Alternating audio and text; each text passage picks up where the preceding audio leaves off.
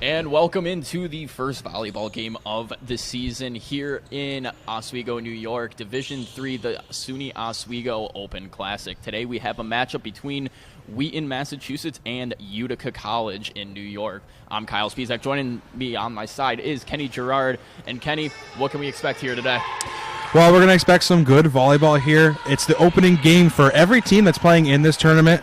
We have the Wheaton Lions, who went 11-15 last season and finished in 9th place in the new MAC, going 2-7 in conference. While Utica went 17-12 last season, ended up 6th place in the Empire 8, made the playoffs, and ended up getting into the semifinals but dropping against number 2 Hartwick. So it should be an interesting matchup here with the semifinalist and Wheaton joining them on the other side. As to start things off for Utica, or Wheaton will start with the ball. And serving it will be number 7, Juliana Flack.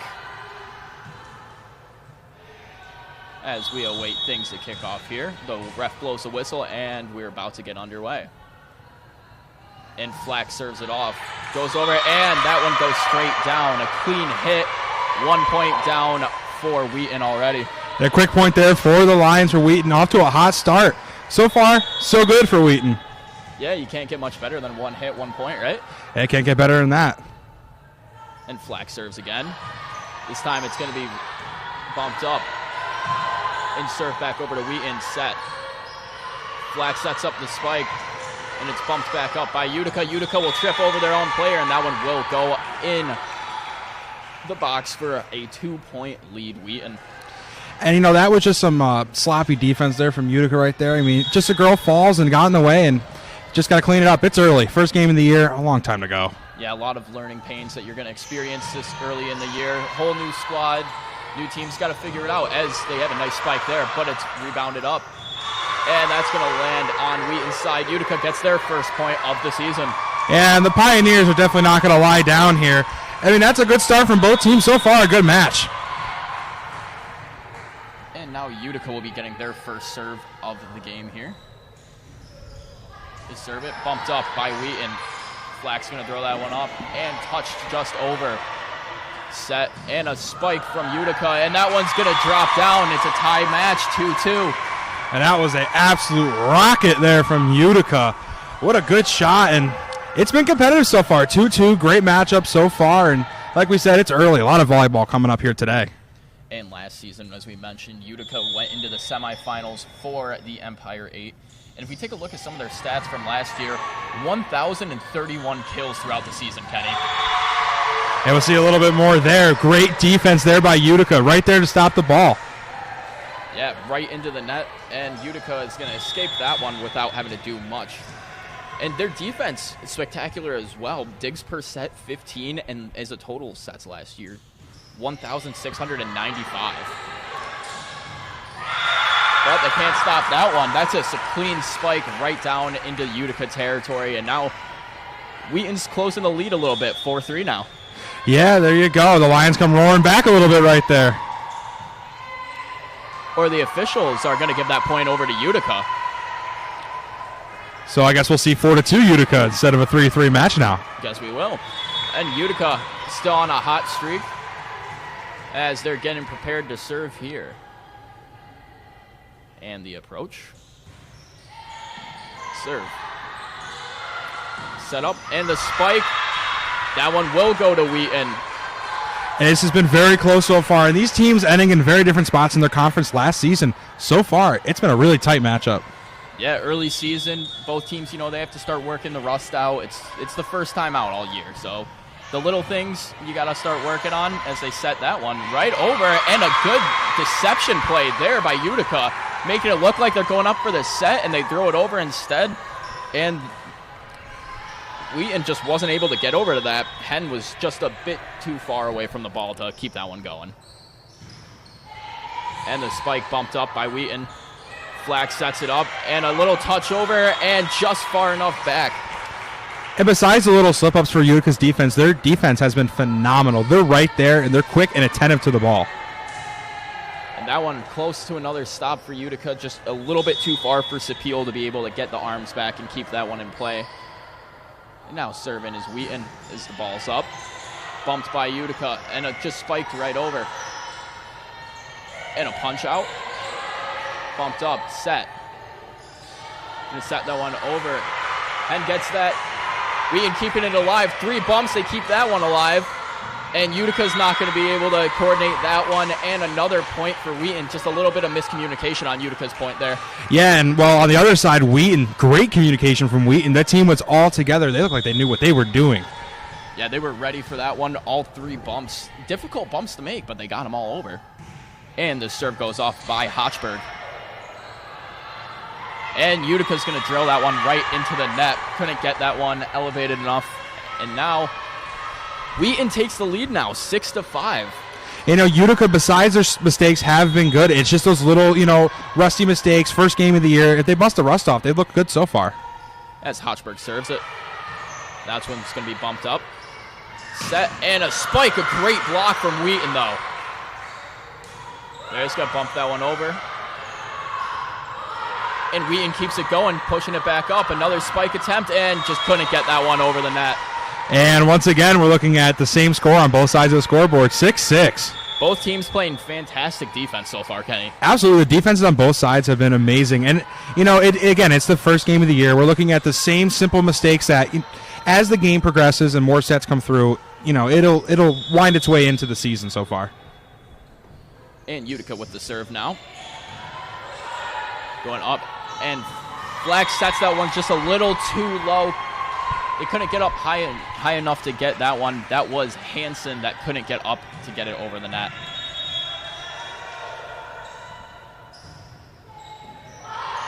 And up Wheaton. Fake spike, and that one's going to go off a couple of Utica players and go back to Wheaton. And it's just a back-and-forth match, Kenny. One Wheaton scores, Utica scores right back. Both teams playing great defense and some pretty good offense we've seen so far as well. Yeah, it's a great offense on both sides. The defense has been a little bit sloppy on both sides, but as expected in the first game of the year. And the serve underway by Wheaton. Bumped up by Utica, and a back spike. Back up for Wheaton. And a hard spike there, but it's dug out. Back over, and just couldn't get there in time for Wageman. Wageman with a fantastic dig for Utica there. Goes back over, and Wheaton just punches it back over just a little too far out of her range. It's just a little bit. It's been close, but just a little bit. As Wheaton prepares another serve. This one is Abide. And that one's going to go a bit long. That will be Utica's point, and once again, tied. This has really been the story of this game so far. Well, if anybody took the over for total points per set, they're hitting right now. As Utica takes that one over the net. Wheaton sets up. And a spike that was blocked, but not blocked hard enough. Falls on Utica's side. A fantastic block from Anthony, just a bit too short. Falls on their side of the net. And now Wheaton takes the 9-8 lead. And serving this one's going to be Lyon. Served over. And the spike attempt won't go. And a diving save from Wheaton. Bumped back up. And a spike that goes a bit too far for Hen. Just goes out of bounds. Utica ties it back up. It's been punch for punch. We're tied once again. And, it's been the story so far. It's the little mistakes on both sides. Overall, excellent play from both teams. But it's just the little mistakes that you're going to see in the beginning of the season. And Utica serves this one off over the net. Bump a set.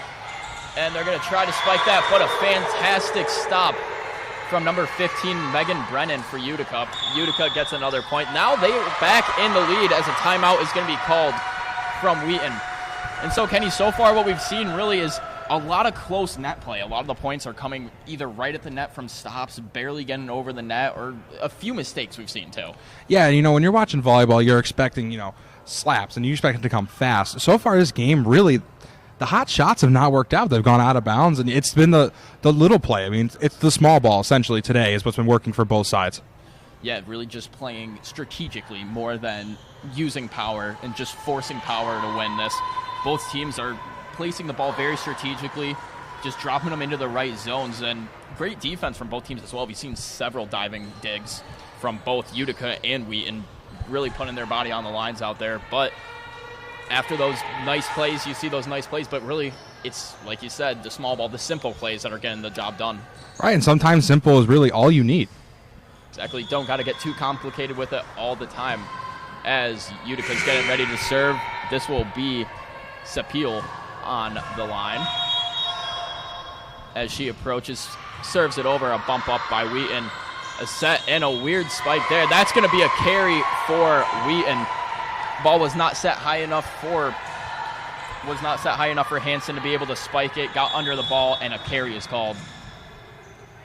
Utica serves again. Back over and dug out. Set, and Hen's going to try to get that one over. Set back up. And the spike blocked by Utica. And a set and a heavy spike there, but out of bounds. Goes a bit long. Wheaton gains another point. And, again, from Utica, we're seeing excellent defense. Diving plays, smart defense, and it's the little mistakes again for Utica right now. As Wheaton's getting ready to serve this one off. And it's up. 2 bumps from Utica and a long spike there. Bumped up by Wheaton. Back up, serve, and Hen tries getting that one, but a fantastic block from Utica keeps that one back on Wheaton's side. We've been preaching at Utica's defense. We've been saying that a lot throughout this first half of this first set. But it's the tale that's true. They're playing great defense that's working out for them quite well. Exactly. They're not going to why fix it if it's not broken? Exactly.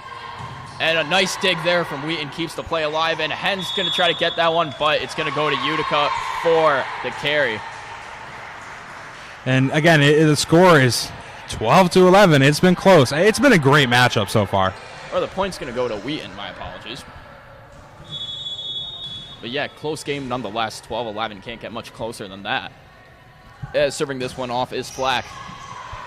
Bumped up by Utica. Bumped again. A long spike trying to get it. Dug out. Flack's going to set that one up for Hen. Hen's just trying to drop that one in. Can't do it. And Utica's able to get the tap in. Just taps it right over, finds that low point in the defense, and drops it into the court. Almost looked like a hook shot there in basketball. That was beautiful. Doing their best Kareem impression out there. Yeah, I saw a little bit of a Kareem out there. As Utica gets ready to set this one off again. Approaching the line, and the serve is underway. And not able to dig that one out high enough. Utica gains another point. Just goes a little bit high off the arms of Hen and goes straight down. Wasn't able to get much angle on that. Yeah, we definitely haven't set it up, but Wheaton's defense as well has been very, very good this game as well. But it's a little early season mistakes that we're seeing from both sides. As the serve's underway, Flack's going to set that one up, and a spike, but it goes long. Just long. That was close. We've seen a lot of spikes go long so far, Kenny.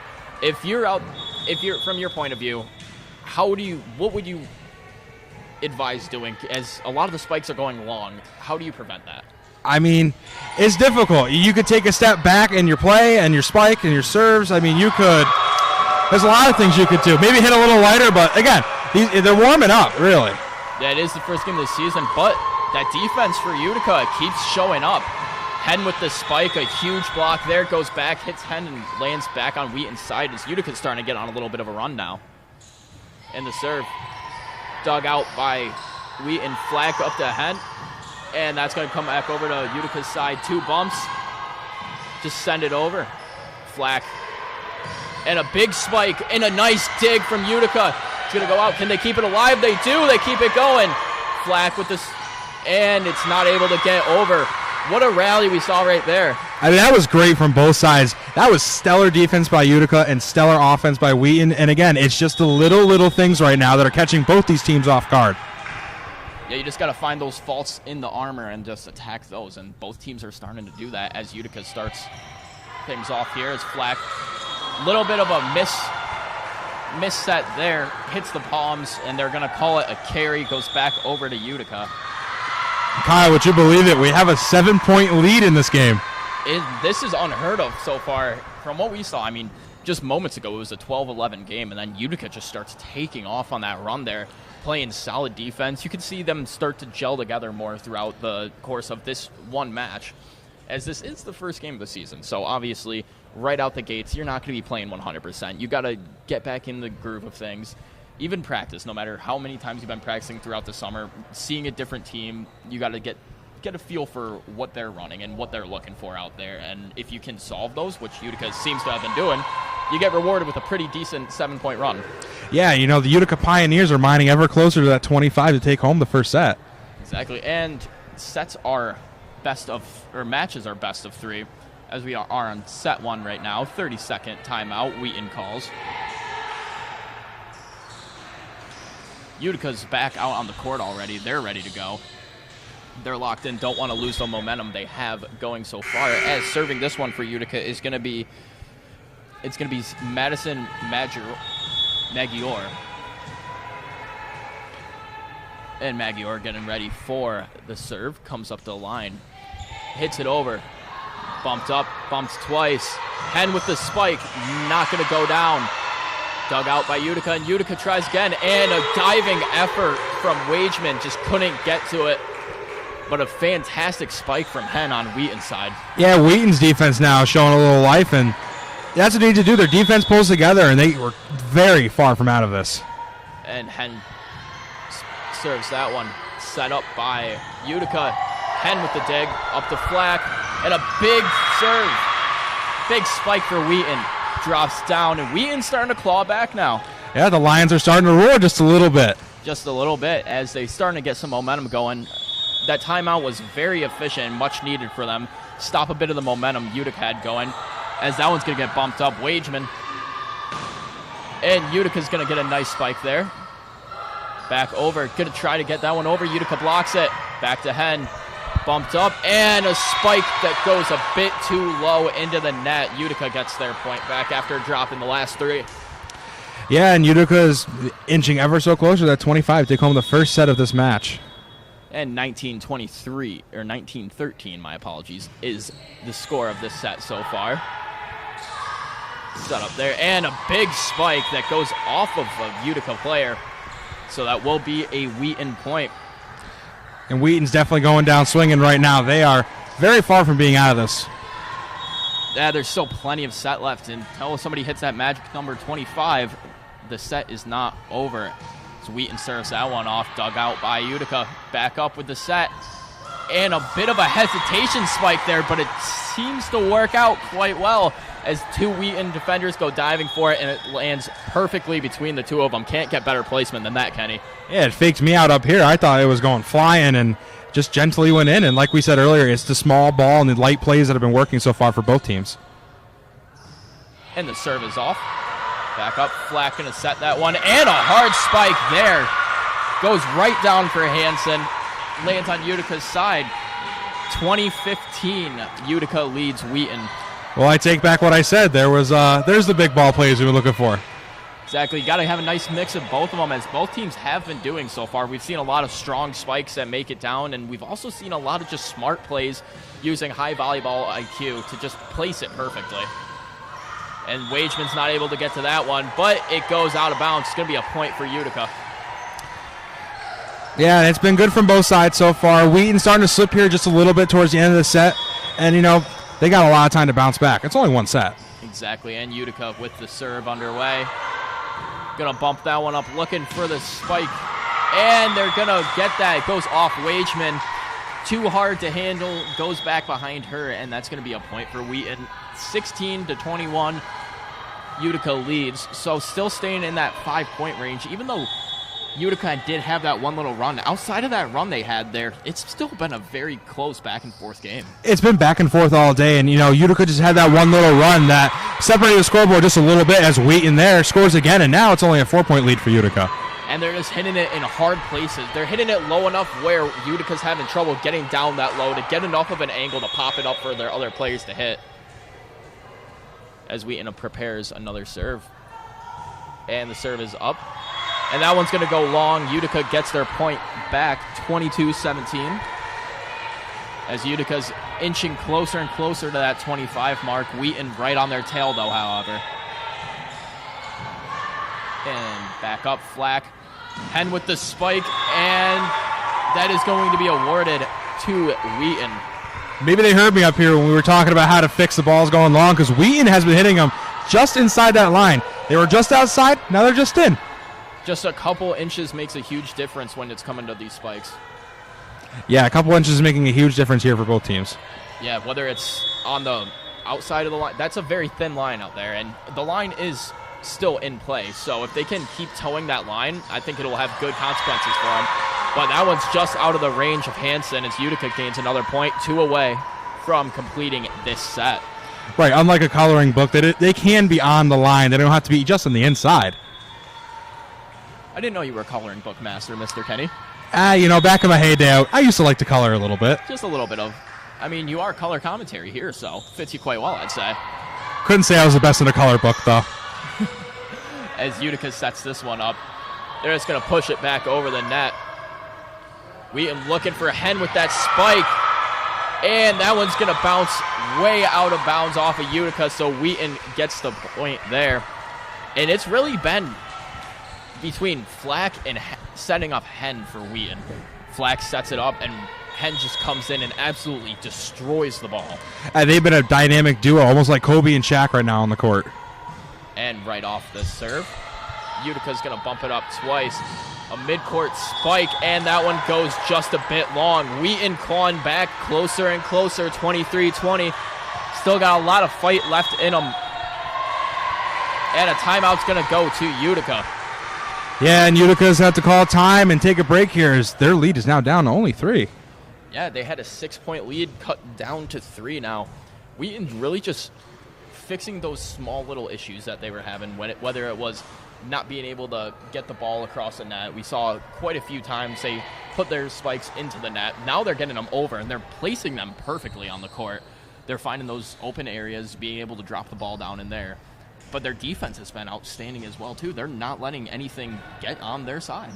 Yeah, and you're starting to see the rust fall off the wheels now. These teams are both starting to get back into their rhythm. And like I said, we have some freshmen and some newbies on the court and haven't played since high school. And, it takes a while to readjust. I mean, even us, we're readjusting to being back on the mic. Exactly, and you got to figure both these teams haven't played since last fall season. So that's a long break before getting back into the swing of things. And Flack's going to serve this one off. Wageman puts it up. Set and slowly poked over from Utica. And Flack to Hen. And it's going to work out as a diving effort from Brennan just goes into the face of another Utica player. It's really been the Flack and Hen show. It has been the Flack and Hen show, and the Flack and Hen show has brought the Lions ever so closer to that 25 mark that Utica was very close to getting to right now. 23-21 is the score. As Wageman not able to control that one. Wheaton closing the gap even more. 1-point set now. And the Lions have come roaring right back to the Pioneers. As Flack gets set to serve this one off.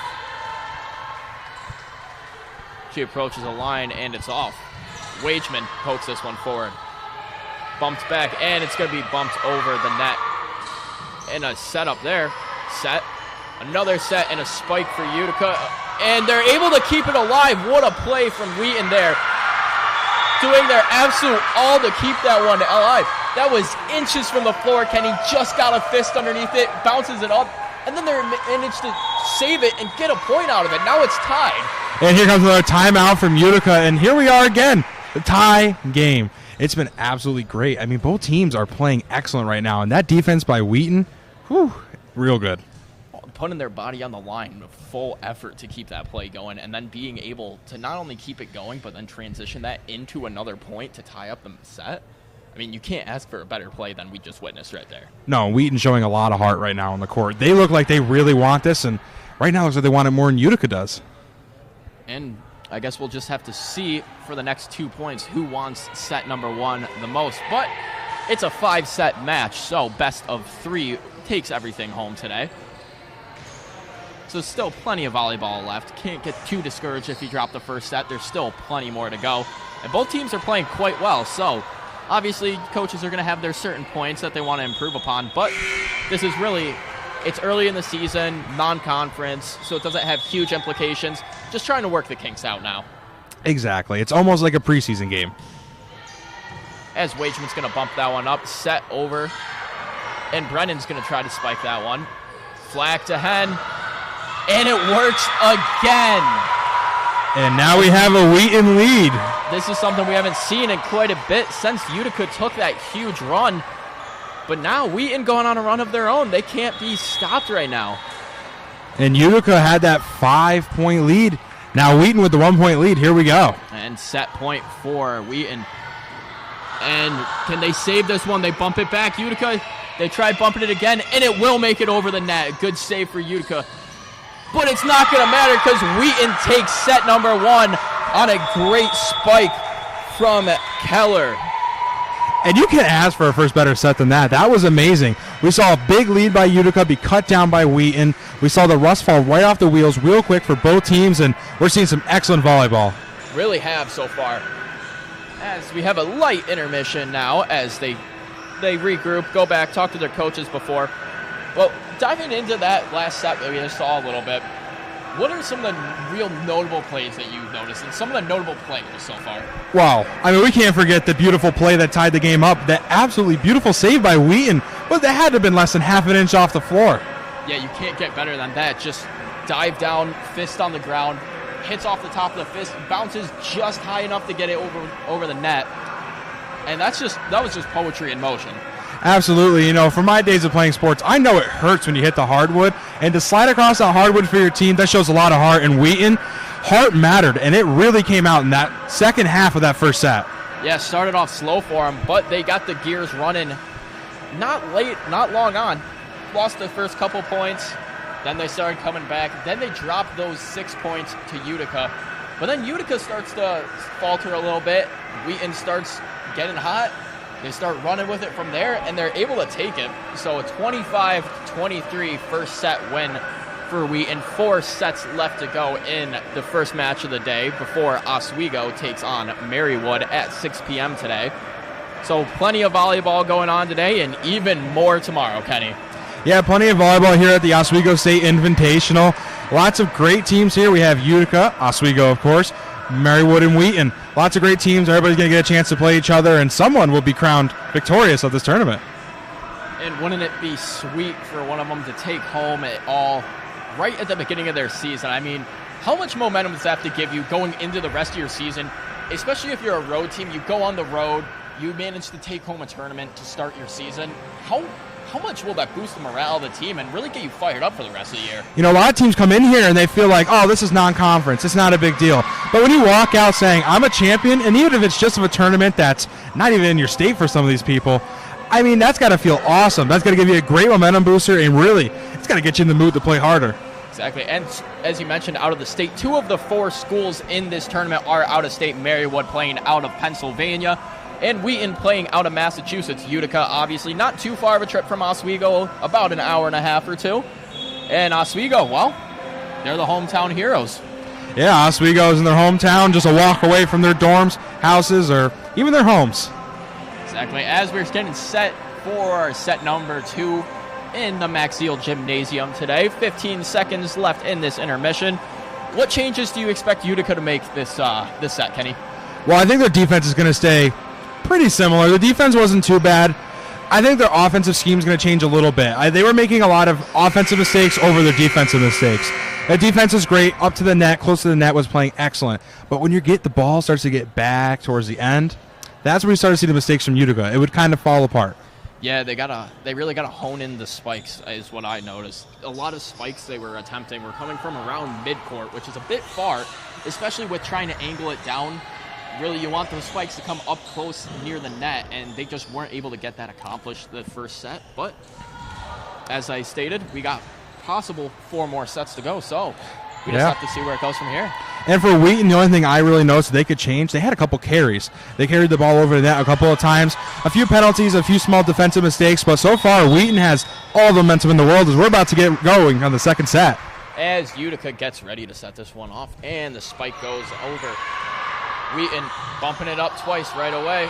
Bit far. Hen's just going to chuck that one over. Set for Utica. And that one was a good spike. And Wheaton just can't get to it. What an diving effort on Wheaton. And again, we're seeing more of that heart. Great effort from Hotchberry. Laid it down. Face plants in the hardwood. That doesn't feel good, Kenny. That shows the determination. No, and again, it's the same thing we were saying last time. Wheaton has a lot of heart on their side of the court. And bumped up. Looking for Hen. Hen's just going to punch that one over. Keeps it alive is Utica. And a spike from Utica. Good defense from Wheaton. Just couldn't get the redirection. Utica takes a 2-0 lead. Nothing to worry about for Wheaton, though, as this is exactly how set 1 started, a 2-0 Utica lead. Exactly. And, now we're seeing, again, we mentioned it last time, the ball staying on the inside or on the line. Those little mistakes are starting to disappear as we get deeper into this matchup. And set by Wheaton. A nice save there from Utica. And that point's going to be awarded to Wheaton. Yeah, you can't really catch the ball in volleyball. No, you can't. I think it might be against the rules. It might be. I'm not an expert, though. I don't know. It's not football, so I don't think you're supposed to catch it. No, I don't think so. But you can. You can, but you might get penalized for it. You just might. As Utica returns the serve. And a big spike, but blocks from Wheaton, but it goes out of bounds, so Utica will remain in control of that point there. But what an effort from Hen to block that. Yeah, that was close, but there's not much you can do there. You're just playing good defense, and that's up to destiny where the ball's going to land. And another spike from Hen. Wow, she has some power on that spike. That I saw some smoke come off the ball, maybe a little bit of sparks too, because she's hitting it hard. She's absolutely whipping the ball down, and Utica's having a hard time redirecting her spikes. They're not able to dig them out, really. And a serve off the top of the net from Hen. Wageman spikes out one from center, and that time it did work out. Yeah, it did work out that time. We're getting a little deja vu here, only a 2-point lead for Utica, and it's still close. Very close match, 4-2. These teams very evenly matched to start this season. I was doing my pregame research. It didn't look that way. We have a team that was in 9th place versus a team that made the semifinals, and right now that 9th place team, plenty of heart, and right now has the lead in the sets. As they drop in another one there, Wheaton just with the perfect placement on all their spikes.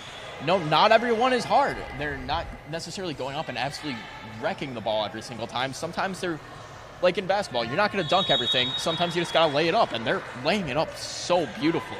The beautiful layups have been working excellent for them. And Wageman's not going to be able to control that one. No way to really hit that one. Coming in at eye level, kind of hard to redirect that. I feel like every time we mention the fact that they're doing good with the layups, in comes a slam dunk. They really do. We start getting a little bit, and they're like, okay, watch this. Here we come. As the serve is underway. Wageman digs that one out. Kept alive by Utica. They're just going to bump it over the net. Hen comes in.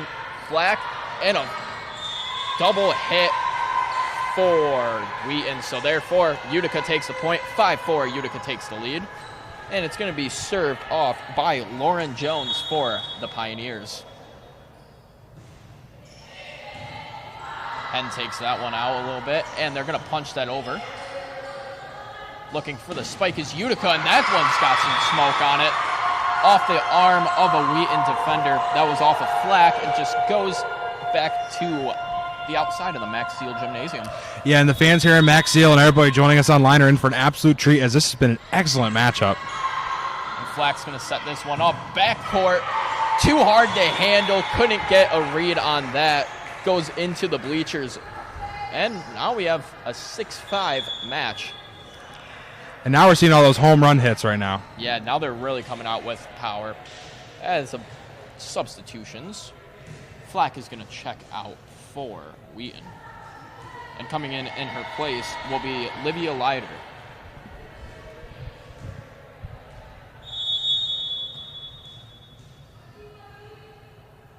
And the serve for Wheaton, but it's going to be called off. Point for Wheaton. And once again, we're tied. And it's a 6-6 matchup here with a lot of volleyball left to go. Both teams playing quite well, just having a few little mishaps, but it's so early in the set that it's not necessarily detrimental yet. And it's still early in the season, so still working that rust off. As Wageman's not able to get that one. Takes a bit of a wrong angle, expected to go further than she thought it would go. Ends up going into the court, but Wheaton takes their first lead as set number 2. Yeah, and here comes Wheaton looking really good here in the second set. Underway. Bumped up twice, and Wageman spikes that one over, but it's back up from Wheaton. And a power hit, but bumped up by Utica, and a diving stop from Wheaton. They keep it going. Utica trying to keep it going, and Wheaton's just going to crash into two of their own players, not able to get there. But one heck of a rally from both teams. Yeah, Utica just really they tied them right up right there. That was good. Excellent offense, mixed them all up, and well, it worked out. They went down, but they were not faltering at all whatsoever. They're not losing composure, even though they did lose the lead. But that serve into the net is going to give Wheaton the lead back. And serving this one is going to be Peyton Migliacchio.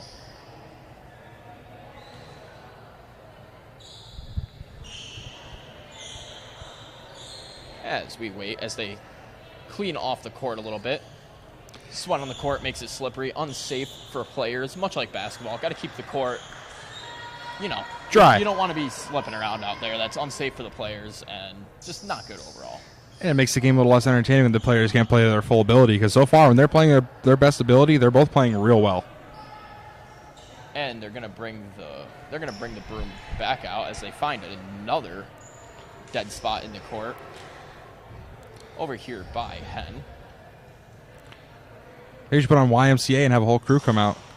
We should do a little bit of the New York Yankees field crew. Yeah, absolutely. Have a whole routine for it. Why not, right? I think that'd be awesome. Oswego State. That's a pitch right there. That is a pitch. That's a pitch right there. And serve underway as we get back to the action. Set up and a heck of a spike, but it's blocked. Wageman's going to hit that one up. No one from Utica can get back to it. Wheaton extends the lead a little bit. They're getting some momentum now. You can hear their bench. They're getting rowdy. And they're very loud. And if you take a look at the difference in the size of their benches, Utica's got a lot more players on the bench, and Wheaton, well, you can hear the Lions roar. As that one's set up by Utica. Set back over the net and a punch out there. Just going to spike it over as Utica looking for the spike set and a little bit of a misdirection, and they did it perfectly. Fake the defenders out. Utica almost blocks it, but they block it into their own net. And now Wheaton having their largest lead of the night, 3 points. And now this is the biggest lead we've seen this set since Utica took the 2-0 lead earlier on. And Wheaton's going to serve this one off. Hard serve. Weird angle. Utica's not able to do much with it, but they keep the play going. And that's 3 hits. The block does count as a hit. So Wheaton's going to drop a point, but they still hold the 8-10 lead. And Wheaton so far seems like they're in the driver's seat. They seem to be in control of what they're doing.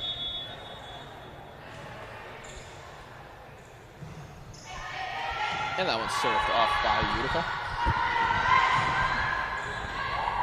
Still alive. They're able to punch that one back over, keep the play going. Set by Utica, and the spike off the face of a Wheaton player, but they keep it going. A great rally. And a diving play to keep that one going. Almost makes it over the net. What an effort from number 9 on Wheaton. Jackie Hotchberry just laying it all on the line for that. Great effort, and so close to being an so great play. And that's served off by Jada Anthony, and that one's going to land. Utica ties this one back up. 10-10 match, Kenny. And Utica's on their own sort of run, and, well, I mean, this wouldn't be a Utica-Wheaton matchup without a tie. And the serve back underway from Anthony. Hen with the spike. That one's going to be kept up by Utica. 2 bumps and a spike. Can they keep it in? They can. Wheaton keeps it going. Back to Hen, and she's going to try to just tap that one over. And that one is going to be tapped over by Hansen. She manages to get that one to drop. Wheaton takes back the lead. But it's still such a close back-and-forth game, regardless, that when one team takes a bit of a lead, you can't be sure that they're just going to run away with it. No, you can't be sure. And, something I definitely have noticed in the second set is both defenses look really good. All those little mistakes we've seen last time seem to have disappeared. Yeah, they've both cleaned it up a lot. As that serve's going to go straight into the net, point will be awarded to Utica. Back tied up once more. Well, they don't call it a commentator's curse for nothing. I say they're not making mistakes, and here comes a mistake. It happens occasionally. We try to start predicting the game a little bit, but the predictions are never in our favor, are they, Kenny? That's why I'm not a betting man. As Wheaton's going to put on an effort, running into the bench to keep that one going, just punch it a bit too far. Utica point out of bounds. They just hit that one long, but what an effort that was to keep the play going, running into their own bench.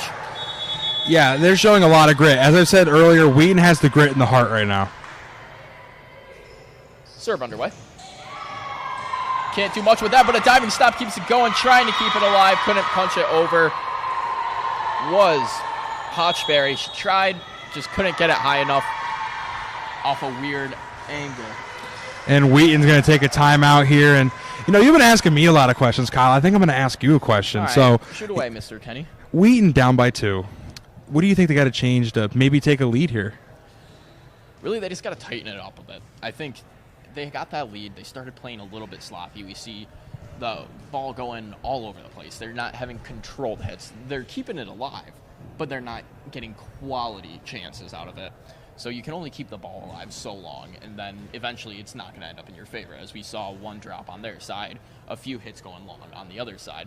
Other than that, they're playing quite well. I think that they just have to take this time out, recompose themselves, get back in that mindset of, okay, don't worry too much, because you start getting flustered a little bit once you start losing a couple points in a row. Just settle back in, play that game that you know you can play, and just start hitting it back on the court again. Right, and on the other side, the Utica coach telling his girls, hey, let's keep it up. Exactly. Let's continue to build a lead here. Yeah, Utica looking to take this set 13-11.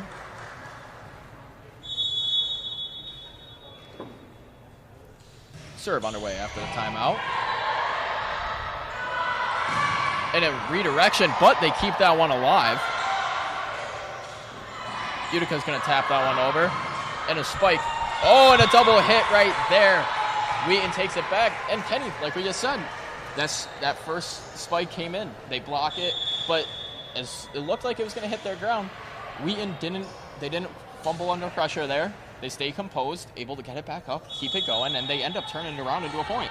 Exactly, and Wheaton, like I said, they've been fixing a lot of their mistakes, and Utica, again, it's the small ones that they've been making that are really catching them. And a nice dig to keep it alive, just kind of punching that one over, finding just the inside of the line for that point there. 14-12, the Pioneers take the lead, and they're starting to explore more of the court here. Yes, they are. They're finding a lot more areas to hit the ball, and like I said earlier, they're not really hitting them outside anymore. A lot of them are staying in, besides the blind shots that are just up to fate for where that ball is going to land. And Hen with a bit of deception there. A long spike there. They're going to call that one a carry. Not so much a hit of the ball, more of a grab and throw. Like kind of like we said earlier, a little bit of that Kareem hook shot kind of thing. Can't do that in volleyball. It has to be blunt contact, no carrying at all, as Hen is on the serve here. That one's going to land in just by an inch, but it stays within that white line. Point goes to Wheaton. And as we've stated many times within the last 20, 30 minutes, Kenny, we got a tie game. We do have a tie game, and whatever you told them Wheaton girls, Coach Spizak, apparently it seemed to work. You know, I can't take all the credit for it, because both teams are just playing outstanding here as they keep it alive again. And you see another opportunity there. They're just seeing those open spots on the floor, and they're attacking them. They are seeing most of their opportunities, and they're taking most of them. And Utica, so far, their defense now is starting to get a little bit sloppy. And all, like you said earlier, what Wheaton had to do, Utica's got to do now. They got to tighten it up just a little bit and get back that defensive momentum they had earlier on in the match. Wheaton keeps this one going. Up top, and that one's going to drop for a point. Kind of gets stuck between the net and a Utica player. That was number 5, Eleanor Sapil. Wasn't able to get that one up. It drops down. Wheaton expands to a 2-point lead. We're seeing the ever-rare lead in this match. And a weird angle there. They're going to just try to keep it alive. Wageman able to keep that one alive. Punches it over the net. 2 bumps and looking for a spike just out of bounds. Couldn't do anything about that one. Good effort from both teams keeping it alive. But how about Wageman for Utica? Going out of her way, running all the way back. No look, bumping that over the net to keep it alive. And she's been phenomenal tonight, and she's making a lot of those big plays that Utica needs to stay in this thing. And Wageman playing the libero position for Utica. And that one's going to be a point for Wheaton, as the block was not able to be fully blocked. Too much force on the spike. Goes off the hands of a Utica player, rolls out the back. And out the doors of the Max Steel Gymnasium, as somebody's going to go chasing that ball down the road. Looks like someone wants to go find a souvenir. And that one's going to go long. Wageman elects not to hit that one, so Utica gets the point on that. Just a little bit too much volley on that volleyball. Just a little bit too much, huh? Just a little. And Abby Dixon is going to, my apologies, Lauren Jones with the serve. And that one's just going to drop in. Weird angle for Utica. Couldn't get that one. Wheaton gets the point as Scipio could not hit that one up. A little bit of frustration there from Utica. You could see a couple of the girls jumping up and down, but they're keeping their heads up. They still seem like, they know they're very far from out of this. Only 2 points, and like we said, all day long, a tie is inbound soon. They can't get flustered. That's the big thing here. If they get flustered, that's going to be their downfall. But a great block from Wheaton. And another spike attempt, but Wheaton keeps it going alive. 2 bumps and a spike, but it just goes off the top of the net and back on their side. Hen with some power on it. Hits the net almost like a spring, goes into the net and launches right back at him. Yeah, it does. It comes back fast, too. It does. There's no forgiveness on that net at all whatsoever. Going up and illegal hit. 2 hits, they say. So that's going to be a point for Utica. And Kenny, like you predicted, it's tied again. Yeah, that was a commentator's curse if I've ever heard of one. As Hen digs that one out, going up. And a spike for Wheaton, but it's kept alive by Utica. Going up for the spike and straight into the net. Can't get that one. Megan Wright, not enough height on the ball. Goes into the net. Now Wheaton takes the lead. And Utica is appearing to really capitalize on a lot of Wheaton's mistakes. A good chunk of their points recently have come from either Wheaton not getting over the net or Wheaton making an error. I mean, they really are capitalizing on Wheaton's mistakes. Yeah, Utica not necessarily going out and creating their own points, but more or less just capitalizing on the opportunities given to them. As that one's going to be pushed over. Looking for the spike is Hen, and she's going to get it. Deflected and lands in play regardless. So, Wheaton extends the lead to 2 now. And they're going to have the serve. Serving this one off is going to be Sydney Lyon. As Lyon approaches. Going to hit that one straight into the net, so a point for Utica. And like you said, Kenny, a lot of the points for Utica in the last couple of minutes have just come from the mistakes of Wheaton. Yeah, and if Wheaton right now could tighten it up and lock down their mistakes, I really think it'd be 25-15. It could be a very, very different game if it's just not for those few little mistakes. But they keep it alive anyways with the spike, and that one drops in. Not too hard, just enough to freeze the defense. That one freezes Jada Anthony. Didn't know how to react to it coming in at a speed she did not expect. So 21-19 now.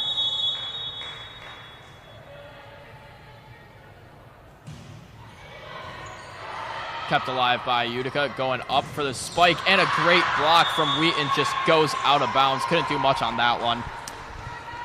Well, it sounds like a broken record, but again, Utica capitalizing on those Wheaton mistakes.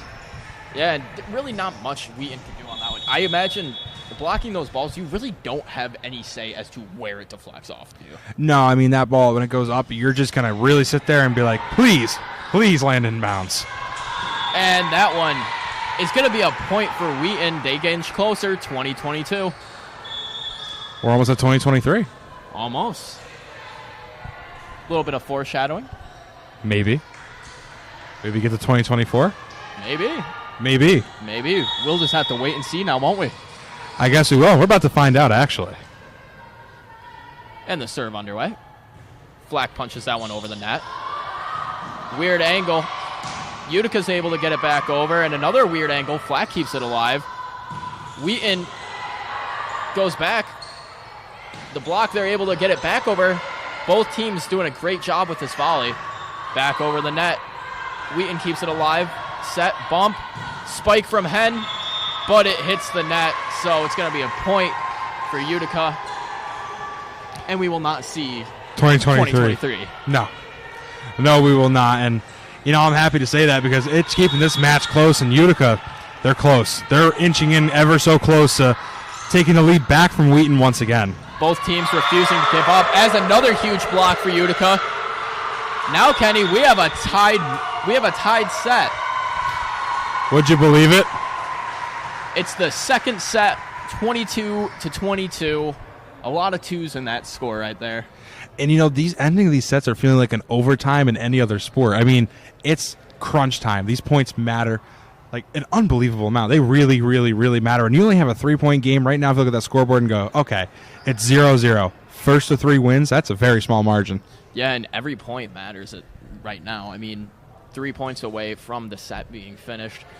Every single one counts. If you drop one, that just means they're one closer to winning. And, I mean, realistically, that's how any sport works. But, yeah. But I mean, I think they're 33% closer now. Yeah, when it's this close of a matchup, you can't afford to lose that 1 point. You want to try to take these 3 right in a row because you need to expand that lead and not give the other team a chance. If I'm Wheaton, I'm trying to get the ball over to Hen, let her spike it down. She's been phenomenal this game. A lot of spikes. If you can get the ball over to her, allow her to spike it down, see what she can do with it. And on Utica's side, just keep capitalizing on the mistakes. And that point's going to go to Wheaton, 23-22. Yeah, and like you said earlier, there's not much Utica could have done there. Great defense by Utica, as we've seen all night, but, again, the ball just wasn't in their favor. Yeah, once the spike comes down and you go up for the block, there is no knowing where it's going to redeflect off of you. But that one is going to go out of bounds on the serve, so we're tied once more. Both teams only need 2 points to get to the magical 25. And again, Utica, those mistakes by Wheaton are keeping them really, really close right now, and we'll see if Utica can capitalize on the opportunity they've been given. And Hannah Johnson in the game for Utica for the first time today, as that one's going to be dropped over, kept alive by Utica. Wheaton keeps it alive after Utica punches it back over. Bumped up, set, looking for Anthony, but they go across. Instead, they look over and they find number 24, Lauren Jones, who punches it down. Utica now 1 point away from victory, 24-23. It's close. They're 1 point away. Let's see what they do. And the serve bumped up. And a sliding stop to keep it alive on Utica's part. That one's going to go out of bounds. Kenny, it is match point for set number 2. Oh, boy. I mean, this is textbook. I couldn't even predict this. A tie going into the last point. Hold on to your seats, ladies and gentlemen. We're going for a rough ride. I was saying, everyone in the Zeal is on the edge of their seat right now, waiting to see how this match point turns out. Wheaton in control of the ball to start the point. But nonetheless, if Utica makes a stop here, they win the set. If Wheaton's able to drop it down, they win the set. The stakes are crucial here. What team will play the most complete sound point is what we have to look for. As that one's kept alive from Wheaton. Kept alive again. They manage to pop it back up and keep it alive. They get it back over. Great coordination and teamwork from Wheaton as they dig out another spike. That one's kept up by Wageman. Utica, third hit. They bounce it back over. Keeping it alive. Going for the spike. And that one is going to go out of bounds. That point goes to Utica. Utica takes this. I believe you have to win by 2. You do have to win by 2, correct. Oh, here we are. We're tied again. It's just going back and forth. Oh, boy. And like I've been saying, Utica is capitalizing on those Wheaton mistakes, and what almost ended the match was a Wheaton mistake. Well, now we're playing to 27 for everybody keeping track at home. Kept up by Wageman. Going to be spiked over by Utica. Flack's going to set that one up. Hansen trying to get it, pushes it too far. Utica takes the 26-25 lead. And Kenny, this game has been so back and forth as it is already. You got to wonder, will one of these teams take a 2-point lead at all? You know, I'm thinking they might play to 50 at this point. Kept up alive. Wheaton manages to keep it going, and they're not able to do it. Utica takes set number 2, 27-25. And the series is now at 1-1, best of 5. So we have at least 2 more games to go. We have at least 2 more to go, and this is as close as you can get it. Both teams evenly matched. Both games, or both sets, my apologies, both came down to the wire. only won by 2 points for each team. Wheaton takes that first one 23-25, and Utica takes the second one 27-25. Both teams are so evenly matched, and their play styles are very, very similar. You don't see one playing more defensively. They're both going all out on offense. They're trying their hardest on defense, but you can see the offensive prowess of both teams, really. Yeah, I mean, you can see both teams are very, like you said, they're very, very similar. And, now that we're switching, and I think really Wheaton has to lock in those few mistakes that they're making. They're not making a lot, but the ones that Wheaton are making are costly. And those mistakes they helped Utica out a lot. They make a mistake, Utica gets the ball back, and it's exactly how it ended. Utica got the ball back off a Wheaton mistake, and they capitalized on their mistake. And you are right. It has really just been a game of mistakes. What team makes less mistakes is going to win because they're so evenly matched up talent-wise. But we have about 2 minutes before the next match starts. So, Kenny, you talked a little bit about Wheaton, what they got to do, just limit those mistakes. What's Utica got to do on the opposing end? Well, Utica has to capitalize on those mistakes that we were talking about from Wheaton. If Wheaton continues to make the same, small mistakes that they're making, if Utica can capitalize on those, they're golden. They are very golden. While their defense has been great all night long, I think they have to tighten it up just a little bit. The first set, the defense, impeccable. Nothing was getting through them. And that second set, a little bit more is getting through for Wheaton. Wheaton felt a little bit more confidence, and now Utica has the same confidence that Wheaton had going into this half now. Wheaton, on the other hand, they had to get their momentum back. They need to know that it's only one set. We still have at least 2 more wins. For one team's got to win at least 2 more games. So I think, for both teams, it's going to be a momentum thing. Wheaton lost a little bit of momentum, but they know they're still in this. In Utica, well, the momentum's on their side. And this is going to be a dogfight to the end. I mean, both teams fighting tooth and nail, neither willing to give up in the slightest bit, fighting until the absolute end. Not many times do you see back-to-back sets go to really game points of within 2. No, it's very rare to see so many close matchups. I mean, it's been great. Everybody who's here in the Zeal and everybody who's following along at home with us they're in for a treat. They're seeing a lot of very good volleyball. It's a close matchup, and like we said, a lot of these girls are busting the rust off. A lot of these girls haven't played since fall in high school, and all the returners haven't played since the fall in college. I mean, that's a long time to go with no playing. That it is. So I'd say both teams starting the season off great, really just jumping straight into the swing of things, getting right into it. Not a lot of rust. I mean, we saw a lot of that rust just knocked off at the very beginning.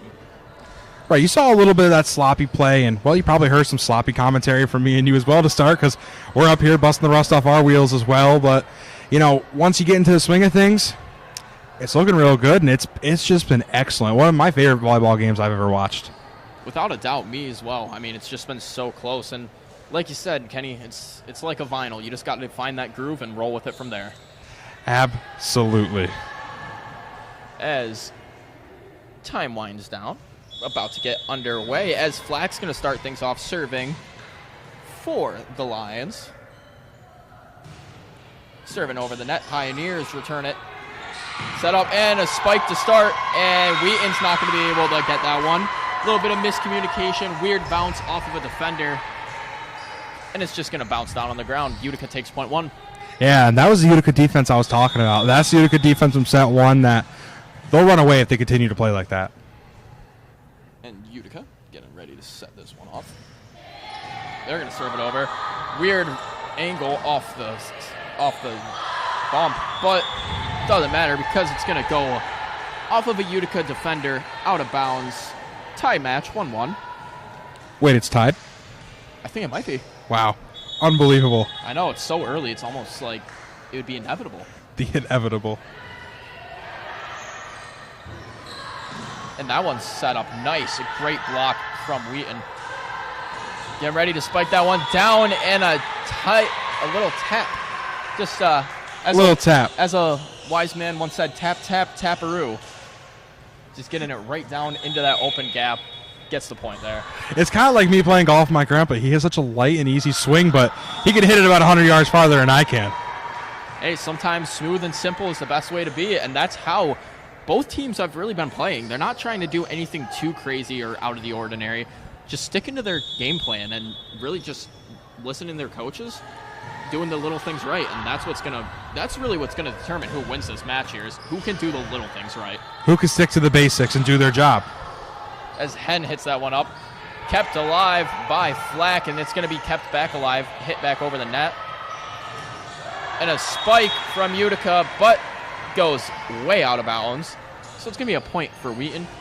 And Kenny, we have Marywood now coming in. They're lining the bleachers on the left side. Oswego on the right, preparing for next matchup at 6 p.m. here at the Oswego State Invitational at the Max Seal Gym. Green and gold versus green and gold. Who would have ever thought of that? As Utica gets a nice spike there. Spikes it between the middle of the two defenders, gets a weird angle off the defender's arm, hits another defender down. I mean, perfect ball placement there. Yeah, and Utica looks a lot better on offense coming into this set. I mean, they won the last set how they played last time, but right now they look a lot tighter and a lot better. And Wheaton's defense also looking a bit better, but just, again, it's a few little things that they got to tighten down right here and keep themselves alive. And Wheaton with a good opportunity there, just pushes it too far right. Out of bounds, Utica gains the point there. Still a very, very close game. I mean, it's so early, it's hard to get a big runaway this early on, especially when both teams have been playing so similarly and so close. With Utica serving that one off, Hen's going to hit it back up. Flack with the set, and Hansen's going to get that one back over. Trying for it again. Hansen goes twice. Very lightly hitting it over, just trying to find those open gaps right at the front. But a huge spike, not able to make it through the net. Hits the net, goes back on Wheaton's side. Utica extends the lead by 2 points now. Yeah, the large difference I'm seeing now is we see Utica get a mistake from Wheaton again, but now they're capitalizing on the mistakes that they're being given. And Hen's going to get that one, and that one's going to drop down in. That's going to be a point for Wheaton. And that's what Hen's just got to get back into her rhythm. She really just calm down, focus, dial back in, because when she's in her zone, her spike is so fast and it's so accurate that it's hard to stop that. It comes in at such an angle where it almost has top spin, so it angles it down and makes it even harder for the defender to hit it. Yeah, and I don't know about you, Spizak, but I definitely do not want to be the one getting hit by that ball. No, I prefer my forearms to not be red from volleyball marks. Absolutely. And a hard spike from Hansen hits the top of the net, but Utica's able to keep it alive. Kept back up and a spike. That one goes way too far. Back out for Utica. They get a point there. And that's a few spikes now from Sydney Lyon on Wheaton. That's just, they're good at speed. The accuracy's just not there. Absolutely. Just toning it in a little bit. Just like we said, busting off the rust. And a nice spike there from Hansen. Kept alive by Utica, however. They're going to set it up, and a fake spike, but it goes off the defender's hands. Point for Wheaton. And we actually haven't seen a tie in quite a while. It's just been a 1 point Utica lead, although it's not tied. It's close, and it's been close this whole time. Exactly. Both teams really just, one gets an inch, the other one gets right back there. They're just fighting step by step pretty much. Absolutely. Over the net. Wageman keeps that one alive, falling to the ground. Wheaton's going to try to spike that one, and that one is going to drop, so they extend, or they tie things up here. That was Mary Caroline Mazzanti. Well, now I said there's not going to be a tie. Now there's a tie. I don't know. You know, Kenny, whenever you say something, the opposite happens. Yeah, it appears to be so far this game. You may have the worst case of commentator curse I've seen to date. Yeah, and now that we probably talked about tying, they're probably going to take a 5 point lead. I wouldn't even be surprised. I really wouldn't. Well, we'll have to see, because, you know, the odds are not in Kenny G's favor here today, are they? No, they are not. But Wheaton now with a 7-6 lead. Utica trying to get back, and, well, they will get right back there with a tie it up. Nice block from Wheaton, just goes out of bounds. Maybe I got a few odds in my favor. Not a lot, maybe a few. Maybe a few. You know what they say, Kenny. Even a broken clock is right twice a day. Wow. As Wheaton's going to hit that one back, and it goes to Hen. That was the perfect setup.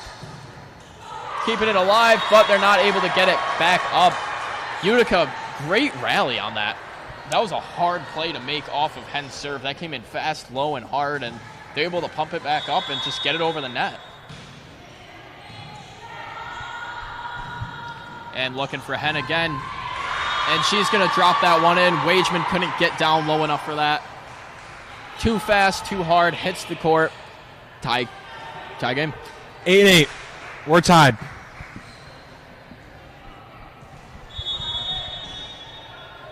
That was a great rhyme, by the way. Hennigan, I just acknowledged that. Thank you. You know, being a public relations guy comes in handy every once in a while. Every now and again, or once in a blue moon. Actually, we just had our blue super moon recently, a couple nights ago. Last night, a huge moon outside. One of the closest that the moon has been to Earth in a long, long time. Yeah, it's weird stuff going on out there. It is. It was a weird August. It was quite a weird August, and September as well, as we can expect very high temperatures throughout September. So, good for outdoor sports, but bad for the fall. Yeah, but I like summer, so it's okay. It's all right. Enjoy it while you still can. Exactly, until that Oswego winds come in and it gets real cold. And 9-9 match here as Hen's going to go up for the spike. That's blocked. Kept alive, diving effort from Wheaton. Hen again. Ooh, and that one's going to hit the bottom of the net. Just a little bit too short. It was real close, but again, like we said, it's little things, little mistakes. And like I said, it's the first game of the year. They're still working through it. And that one looks almost as if she was trying to fake out the defenders, make it look like she was going to do a hard spike, just kind of drop it down in. But just a little too light on the powers. They're going to punch that one over, able to keep that one going alive. Over, spike. Defense blocks it, but they block it down on their own side. Off of a good spike from number 14, Megan Wright on Utica. Yeah, a couple powerful shots there from Utica, and, you know, Utica's doing what they can right now to take a 2-point lead. As Anthony serves that one over, it's going to be set by Wheaton. Back over Anthony once again. Going up for the setup, and that's going to go out of bounds. Sepiol could not keep that one in the playing court, so Wheaton's going to get a point there. 11-10, Utica leads the Wheaton Lions. Yeah, Utica's got 1 point on them right now, another close game, and we'll see if the Lions can roar on back again. As Flack with the serve. That one's not going to be able to get over the net. It's going to go into the net and die out right there. So Utica regains possession of the ball and gets a point. So we're seeing more of the same. We're seeing a Wheaton mistake, but now we got to see, is Utica going to capitalize on that mistake? And the serve is underway. Back over the net. It's going to be set up by Wheaton, and they will get a point there. Utica just not able to deal with the redirection there. Goes back into the net. Couldn't do much with that. Weird angle. So, nonetheless, back down to a 1-point game. As Hen's getting set to serve off. And again, just a weird angle there. Eye-level ball. Can't really do much with that. So, goes straight into the floor. Hen gets the point off the serve. Hen with a lot of points here today. Really one of the huge, important leaders on this Wheaton team. And a diving effort from Utica keeps it alive. You know, she was trying to make up for the mistake she just made, but, you know, I saw she was just laughing it off, and Utica still seems to be in good spirits. When a mistake doesn't go their way, they're fine, and they're keeping their heads up, and that's great for them and keeping themselves in this game, because once you get down yourself, it gets a lot more hard. Without a doubt, as Utica's able to get that one back over the net. Looking for the spike, and they're going to get it. Good effort. Great effort from Sepiol. Just couldn't get enough arm on it. Diving effort. Hits him. Goes back to the wall. Hen with the serve. Popped up by Utica and just shorts that one. Not enough power on it. Trying to be too fancy. Wheaton takes a 15-12 lead now, extending their lead to 3 points. For everybody keeping track at home, put 3-point lead on your bingo card. We have an actual lead right now. Hen serves off, and that one, a great diving effort from Utica to keep that alive. Barely keeping it going, but they're able to get there in time to keep it going, and Wheaton hits it out of bounds. So that diving effort right there saves Utica from losing another point. And once again, we're going to see, is Utica going to capitalize on Wheaton's mistake? bumped up, going for the spike is Wheaton, and that's popped back up. But, however, knocked down by Sydney Lyon on Utica's side, so 16-13 now the score. Sets are tied 1-1. 16-13 Wheaton right now. As the serve goes off. Set from Wheaton, another set. Gonna go for a spike, and Wageman just sets it a little too far out of the range of Magyar. Wasn't able to do anything with that one. So Wheaton now with a 4-point lead, the biggest lead that we've seen in this set so far. Yeah, that's going to force Utica to call a timeout and, slow things down a little bit. Well, Utica's got a couple of things to talk about as they've now fallen behind 4 points, which appears to be their biggest deficit so far of the night. Yeah, biggest deficit that they've had all night, really. They haven't seen Wheaton take a 4-point lead, whether it was the first set, the second set, or this set now being in the third. So a 4-point lead. Wheaton's playing fantastic right now. Utica just starting to, you can see the fatigue starting to kick in a little bit. They're looking really tired. You can see the players breathing quite heavy from out here. But it's been a lot of volleyball so far, a lot of running around, quick movements, and it's very agility-based, so it's hard to not get drained out. But Utica also has a very, very large bench that can be used to their advantage. They have a lot of players on their team as opposed to Wheaton, so it'll be interesting to see what they decide to do here, if they're going to run their starters all throughout it, or if they're going to give them a bit of a break, get some other players in there as well. And that's what I thought Wheaton's kryptonite was going to be. I thought maybe the small bench might get to them because, we look at the scores, 23-25, 27-25. Not only are you playing a lot of sets, they're long. They're very long and high-scoring sets. So, I would figure Wheaton's kryptonite would be their small bench, but right now they seem more energized than Utica does. As Utica's going to be able to save that one, but a carry. So Wheaton now 18 points. They get the point there. They're creeping in on that magic number 25. And we've seen a 5-point deficit get erased really quick before by Wheaton. Now Wheaton on the other side of the table with the 5-point lead. As that one's popped back up. And a hard spike there. But it goes out of bounds, so Wheaton gets a point there. It was hard to see whether that one stayed in or not. That was towing the line as close as you possibly could, I think. Yeah, and now Wheaton 6-point lead, which will be the largest lead between any team so far tonight. Wageman keeps that one alive. They're just going to bump it back over to Wheaton's side, let them figure it out. And going for the spike. That one is going to land in. 20 points for Wheaton now. So they get the point right there on a great spike from Lyon. Do you remember when I said we were talking about ties and someone would take a biggest lead of the night? You did predict that one correct. I actually got one right. I'm proud of you, Kenny. I'm proud of me. As that one's set up very well. A great spike on the end of Sepio. Punts it down into the ground. 14 points for Utica. Now that's their first point after taking a big drought of points there. That was a few minutes that they were just not able to find anything in their favor. Kept alive by Wheaton until it goes out of bounds. A good effort from Lily Zickert. Well, you never count them out because now it's only a 5-point lead.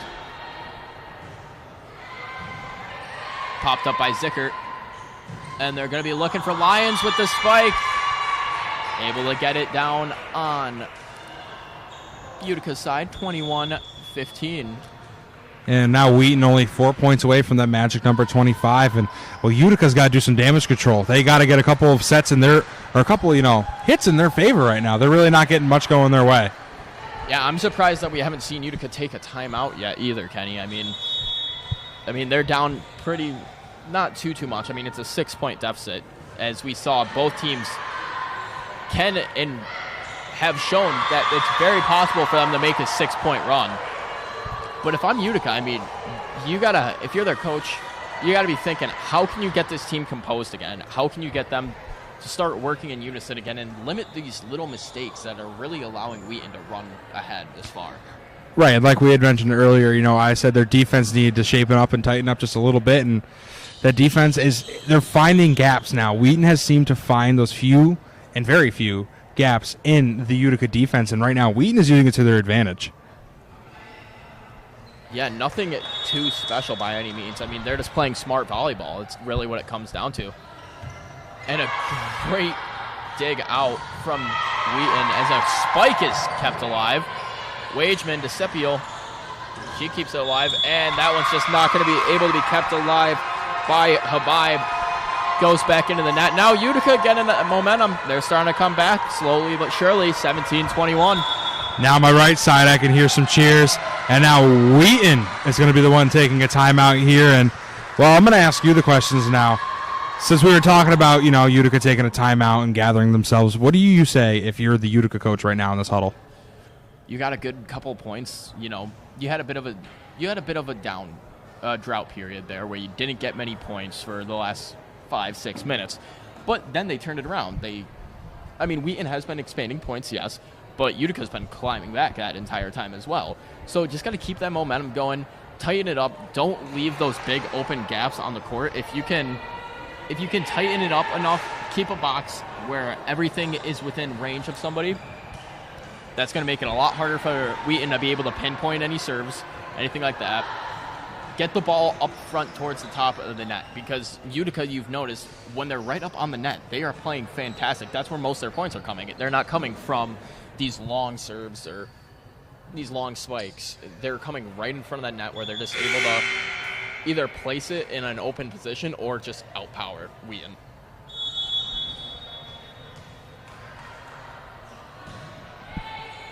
As this one's underway, it's going to be set and punched over the net.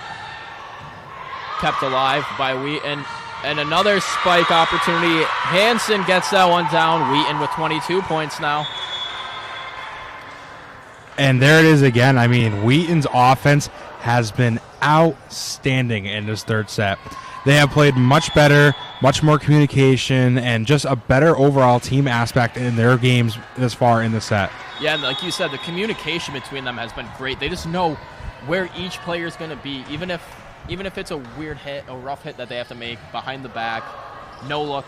They know where their teammates are going to be. With Utica, you see right there a little bit of miscommunication. Two players going for the ball at the same time. And a big spike from Hen, just too long. So 18-22, but still good play from Wheaton, regardless of that going a bit long. Utica still having those few sloppy mistakes of players running into each other's own zones. And Wageman's not able to get that one into play. Off of the spike from Hen. Just too much power. Can't redirect it back over the net. Goes into the crowd and hits a fan. Thankfully, it's a volleyball, not a hockey puck. That would be a lot worse. A lot worse. A lot worse. Well, at least it wasn't a golf ball. That is true. Utica keeps this one alive. Anthony's just going to push it over. And a set. They're going to poke that one back. Looking for the spike. Goes straight into the net. Wheaton just 1 point away from taking set number 3. 24-18. They lead the Pioneers. And what I think the large difference is now is, like I was talking about last time, Utica was kept in it a lot by the mistakes that Wheaton was making. But, now Wheaton is not making that many mistakes, and they're not giving Utica the opportunity to capitalize off of a mistake. And that is going to be match point as Utica takes this set, or Wheaton takes this set 25-18. Now they have a 2-1 series lead in this best of 5 match. If you're Utica, now you're on the hot seat. That was the least close game that we've seen so far throughout the last couple of sets we've seen. That was the furthest point differential that we've seen throughout the first 3. Wheaton takes the 2-1 lead. Kenny, if you're Utica, what are you thinking right now? You're on the hot seat. Well, you nailed it, really. They're on the hot seat. Right now, they've got to be worried. They're concerned. We were saying how there's a lot of volleyball left. There's a lot. Not really anymore. We've come to the point where you don't want to hit the panic button per se, but you really got to slow down, take a breather, and think, okay, this is it. If we lose this set, we're done. If we win, we still have a chance to win 2 in a row. And winning 2 sets in a row in volleyball is a very tall task to ask for. So Utica right now has really got to lock it in and lock down. And, another thing that's kind of somewhat impressed me, if you take a look at all the scores we've had today, somehow Wheaton has scored 25 every single time, but is only up 2-1. That is true. They have hit that 25-point mark in all 3 sets, up 2-1, playing fantastic volleyball, and maybe this is a good look for the program this year. Like you said, finished 9th place. Finished 9th place last year in their conference. Utica getting to the semifinals. So a great start out of the gate for Wheaton. Maybe some changes around the locker room, bringing in some new freshmen that are impactful. I mean, they have a very short roster.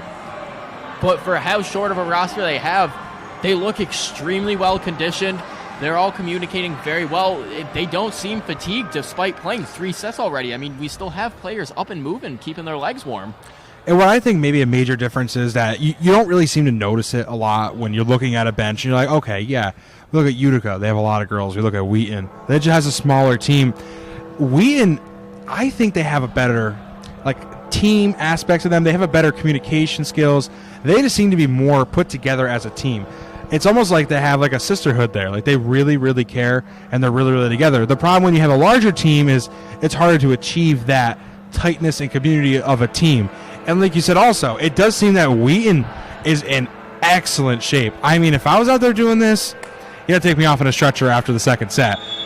And Utica also in great condition, but looking to be just a little bit slower than Wheaton. And right now, that's what I think is going to be the major difference maker. When I came into this game, I thought late sets, Wheaton is in some trouble. They have no backup. But right now, I think Utica is in trouble, and they're the ones who have the backup. Yeah, and it'll be interesting to see what Utica decides to do going ahead, what head coach Josh Higbee will do. With such a big roster, a lot of the girls on this team are yet to touch the court. So a lot of players that haven't played yet, so they have fresh legs. They should be good to go. It's just a matter of, will we see them? Right, and I think as a Utica coach, at the end of the day, this is a non-conference game, and you're not even in your own hometown. I think you bring out those young, fresh legs, and you see what you've got. I mean, there is no harm right now in bringing out some of the younger talent and seeing what they've got and giving some of your veterans a little bit more rest. And you really don't know how good your freshmen are until you let them play. Exactly. You got to test the waters a little bit, see what you're working with. I mean, obviously you see them throughout practice, you see them throughout scrimmages, but you really don't know a player's true ability until you get them in that first game. That's when everything really displays itself. As Utica sets things off quick and fast, right off the bat. Don't even have to hit it a second time. The serve was enough to get them a point right there, Kenny. And it's more of the same. We see Utica come out really hot. 1-2, nothing. Excellent starts, and let's see how Wheaton responds once again. Bumped up by Wheaton, and Hen's going to be able to knock that one. Miscommunication between Utica. 2 players going for the ball, and it ends up on their own sideline. This Flack's going to serve this one off.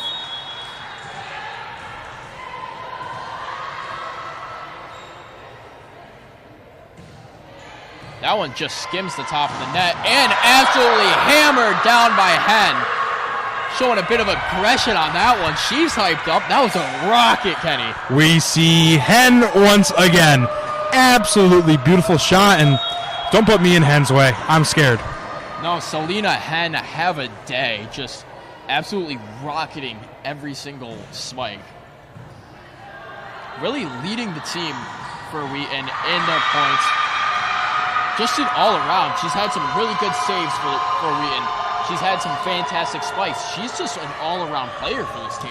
Absolutely. And when you're paying attention to them, even after they get scored on, they're laughing, they're smiling, and they really are keeping their heads up. They have a great team atmosphere. I mean, look at this. They're into it. Their bench is loud, and they're proud. And Utica, they're getting into it, too. It's been really loud in here for this set. It has been. For the first game of the season, it is electric in Bazille. As Hen with the blast point, she's going to serve this one. Serve is off. Anthony tries to spike that one. Hits it long. That goes into the very small bench of Wheaton. The small but mighty Lions. The small but mighty Lions is exactly right, Kyle. Hen with the serve. That one's going to be bounced up. And a spike from Utica, but kept alive. And that one's just not going to be able to go over the net off a spike from Lyon. Going to hit the net, go back on Wheaton's side. Utica gets the serve, 3-4. Wheaton leads the Pioneers, and Anthony will be set to serve this one.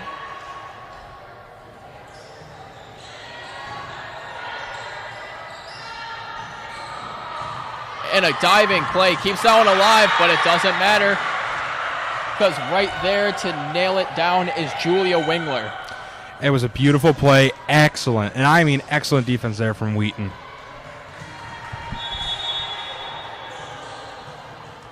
And serving the ball now for Wheaton is Hochberg.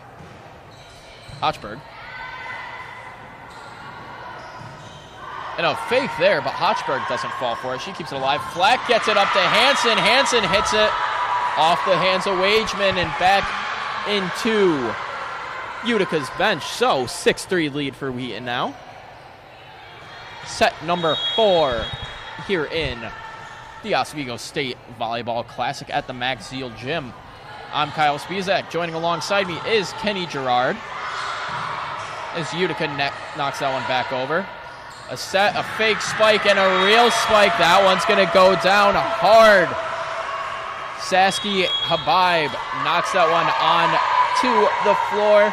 7-3 lead Wheaton takes, and a timeout for Utica. Wow, they came out roaring this fourth set, Kenny. These Lions are absolutely roaring right now. When they're coming off the bench, they're jumping, they're excited. They have all the momentum in the world right now. And if you're Utica, you really, really, really got to take a step back and be like, okay, we're only down 4. They've come back from bigger deficits. Even Wheaton's come back from bigger deficits tonight. There's a lot of volleyball left to be played. Doesn't seem like it, but there is. You know, Utica's just got to realize maybe the momentum's not on their side, but they got to earn it back. They got to get a good few plays, a good few shots, good few spikes, and get the momentum back on their side to keep themselves alive. Yeah, without a doubt. I mean, Utica's looking a bit flat-footed out there, while on the other end of the court, Wheaton just came out with the gas on the pedal to the metal, really. Just gas all the way down. But that one's going to go long, so Utica gets a much-needed point. Hopefully restores a bit of their confidence because you hear the bench going loud over there.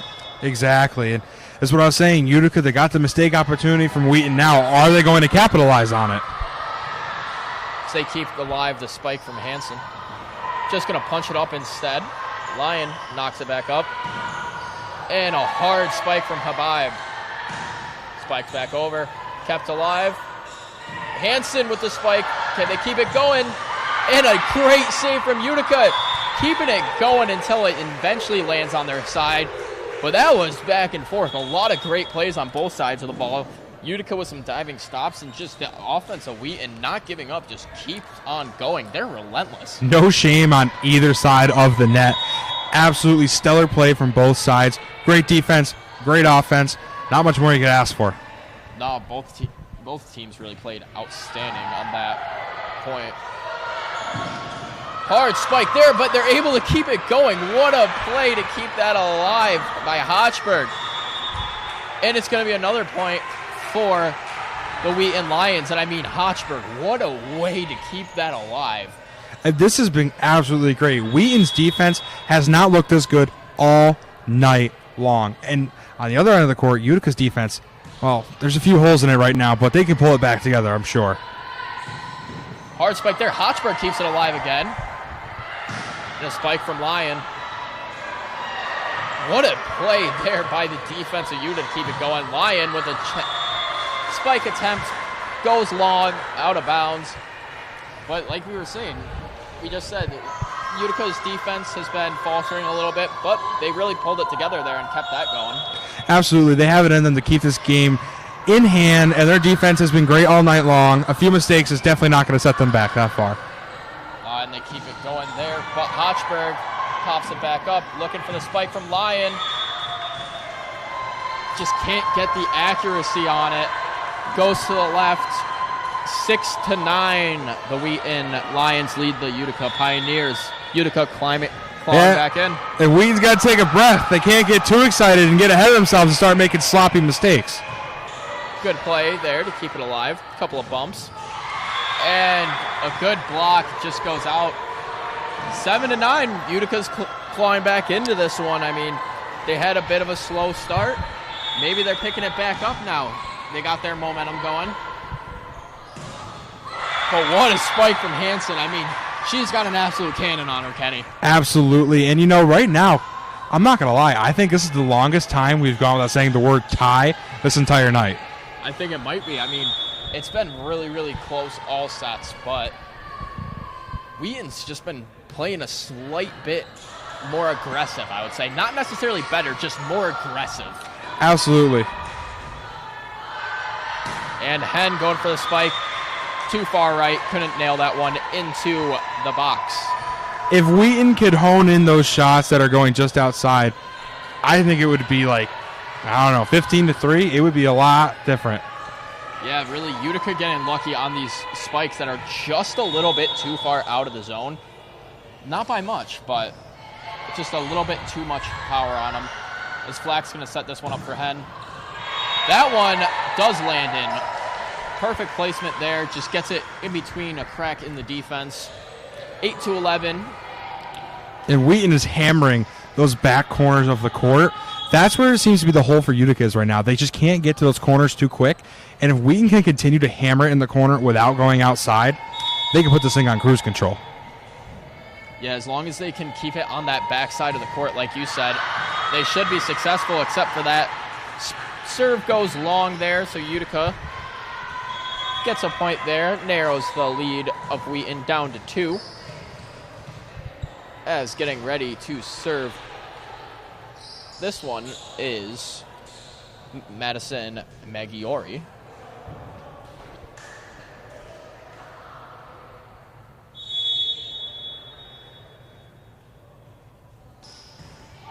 And serves off. Flack's going to hit that one up. It's going to go over the net. Can they keep it alive? Hen keeps it alive from a redeflection off of Hochberg. And a great block keeps it alive. And too many hits. That's going to be a point for the Wheaton Lions. Yeah, now we're seeing a little bit of a backwards thing here. Utica making the mistake. Now is Wheaton going to capitalize on Utica's mistake? And can Wheaton start to pull away with this thing a little bit? Yeah, we'll just have to stand by and see, I guess, as off the serve is Flack. And a hard spike there coming off the arm of Megan Wright.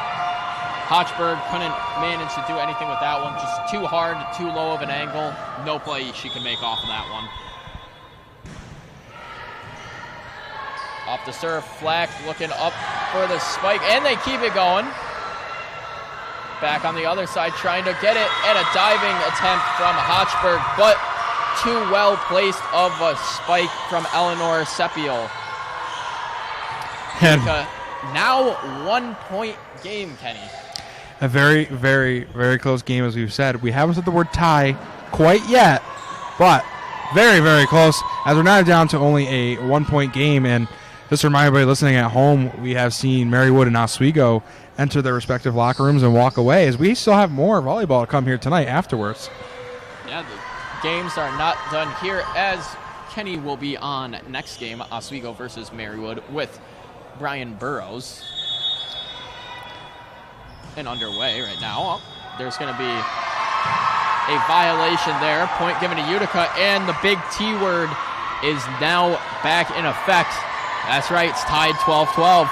We went a long time without saying tie. I'm honestly impressed, but like I said, it wouldn't be a Utica-Wheaton matchup if there wasn't a tie at least involved once. Without doubt, and that one's going to manage to stay in. It was close, but not close enough. Stays in. Utica gains another point. Wheaton losing a little bit about their momentum there, but they get the ball back now after a serve into the net from Utica. And you can see right now the momentum has shifted. Utica's bench is now the loud, jumping up and down, excited bench, while it seems that the life in Wheaton's bench has really gotten sucked back, and Right now, they got to get rowdy. They got to get back into it if they want to pull away with this thing. Hen on the serve. And a little bit of miscommunication from the Lions there, but they'll be all right as the play's still going. Bumped back up, 2 bumps. A spike from Lyon. Can Wageman get back there for it? She can't. Wheaton takes the point there. Penn will remain in control of the serve as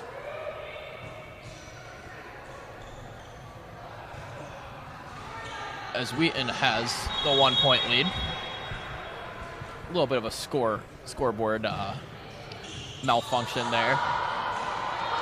But everything's back in order now. And with the spike attempt is Wheaton. That one's going to drop down. And a great spike from Lyon. She's able to keep that one at a low enough angle where there's no play to be made. 15-13. The Lions lead the Pioneers. And we're starting to see Wheaton get a little bit of that momentum back on their side. And a hard spike there that manages to stay low enough that it doesn't get back over the net. Another point for Wheaton. And Hen just starting the rally on this on the serving line. Great serves that are hard to return, and just the front court playing fantastic, Kenny. Absolutely. We've seen a big difference, and instead of the punch for punch setup, we're seeing run for run. Utica goes on a run, and then Wheaton will go on a run. Yeah, it hasn't been so much back and forth. It'll be I take a lead, you take a lead. Then we share and we tie. And a violation committed there, so a point awarded to Utica.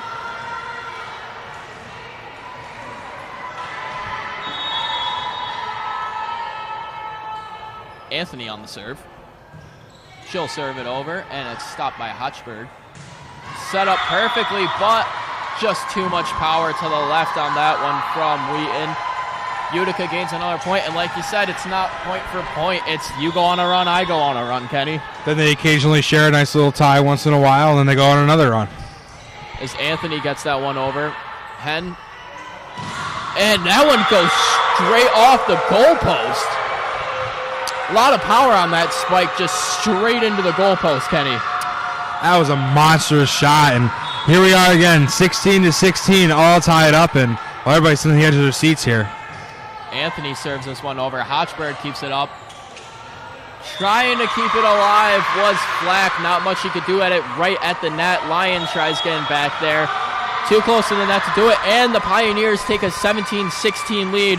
Timeout called for Wheaton. Really, it's just a run game, so who gets hot at the right time is going to determine who takes home this set, Kenny. Right, and I think exactly what the Wheaton coach is trying to do now. He's going to take a timeout and try to see if he can adjust momentum back to his girl's side. Because right now, we see Wheaton seems a little bit down and out. They had a lot of momentum coming into this with a big lead, and now it's kind of seemed to slow down, and now I can hear on the left side of the net, Utica, loud, excited, and they seem really into it. And it's going to come down to exactly what you said. Whoever gets this last run is going to be the one who either takes it home or sends us into Game 5. Without a doubt, as it is a 1-point match here. Still a decent amount of volleyball to be played left in this game.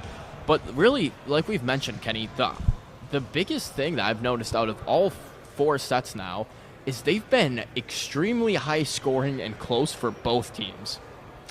Yeah, they have had long and good, like high scoring matchups. It's been very entertaining to watch. Yeah, and one team has not been running away with it over the other at all whatsoever. It's been a great defense and even better offense from both sides.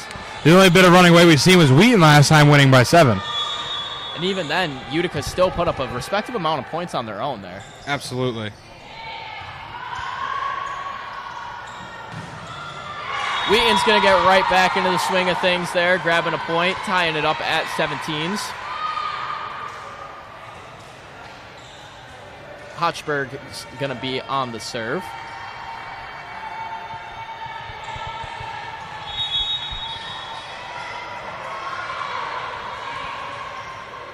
Hen trying to get her team riled up as it's coming down to the wire now. That one's tapped over barely, and a point violation goes over to Wheaton. Wheaton takes the lead once more. Can they keep this momentum going is the real question, Kenny. Did the coach do exactly what he wanted to do in that timeout by swapping momentum, taking it away from Utica, and giving it to Wheaton now? Hochberg on the serve. Bumped up. They're trying to set up the spike, but it's going to be blocked immediately. Flack pops that one up. Hochberg looking for the spike. Lyon on the spike, but they're kept alive by Utica. Can they still keep it alive? One more chance at it, and diving play, but no save possible there. 19 points now for Wheaton. They take another point there. And a great diving effort on Abriana Wadley's point, but just too far out of reach, couldn't get it. And Wageman tried as well, just too far out of her range.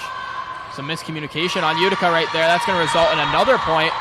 Utica's starting to look a little bit shaky. I mean, two players going for the same ball there. At this point in the game, this is an elimination game for Utica. They got to close that down. You can't be making those mistakes at this point in the game. And now it looks like Utica's going to try and do a little bit of what the Wheaton coach did, where I call a timeout. And we're going to see if we can swap the momentum over to Utica again and, well, keep themselves alive, because right now, that whole, there's a lot of volleyball left.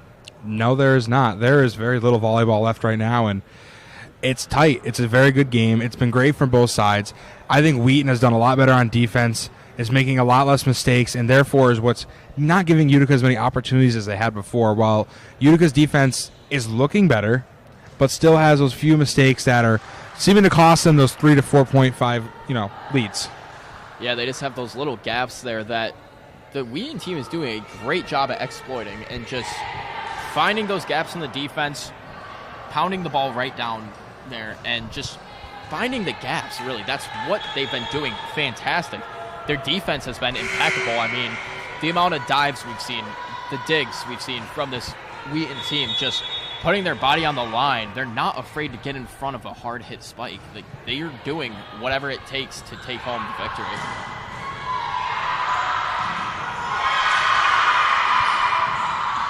And another opportunity. Can Utica keep it going? They have one more hit. They're going to clear it over to the other side. Flat going up. Spike opportunity, and they drop it in perfectly there. Wheaton now extending the lead even more from Mazzanti's little tap pass there. Another wet spot on the floor. Getting a towel out, just making sure the playing surface is in good condition. Don't want any slipped ankles. Absolutely not, especially this late in the game. You got to have a clean and fair playing surface. Hochberg on the serve. Flies it over the net, and Utica's going to set up the spike, but it's going to go long. 22 points now. 3 away from victory is the Wheaton Lions. And now we got to see if Utica can pull out a late run. As we said earlier, it's been run for run for run for run. Does Utica have one more run in them? We'll have to see if the Pioneers can make that run now, as Wageman gets that one up. Kept alive. Flack puts it up, and Wageman keeps it alive.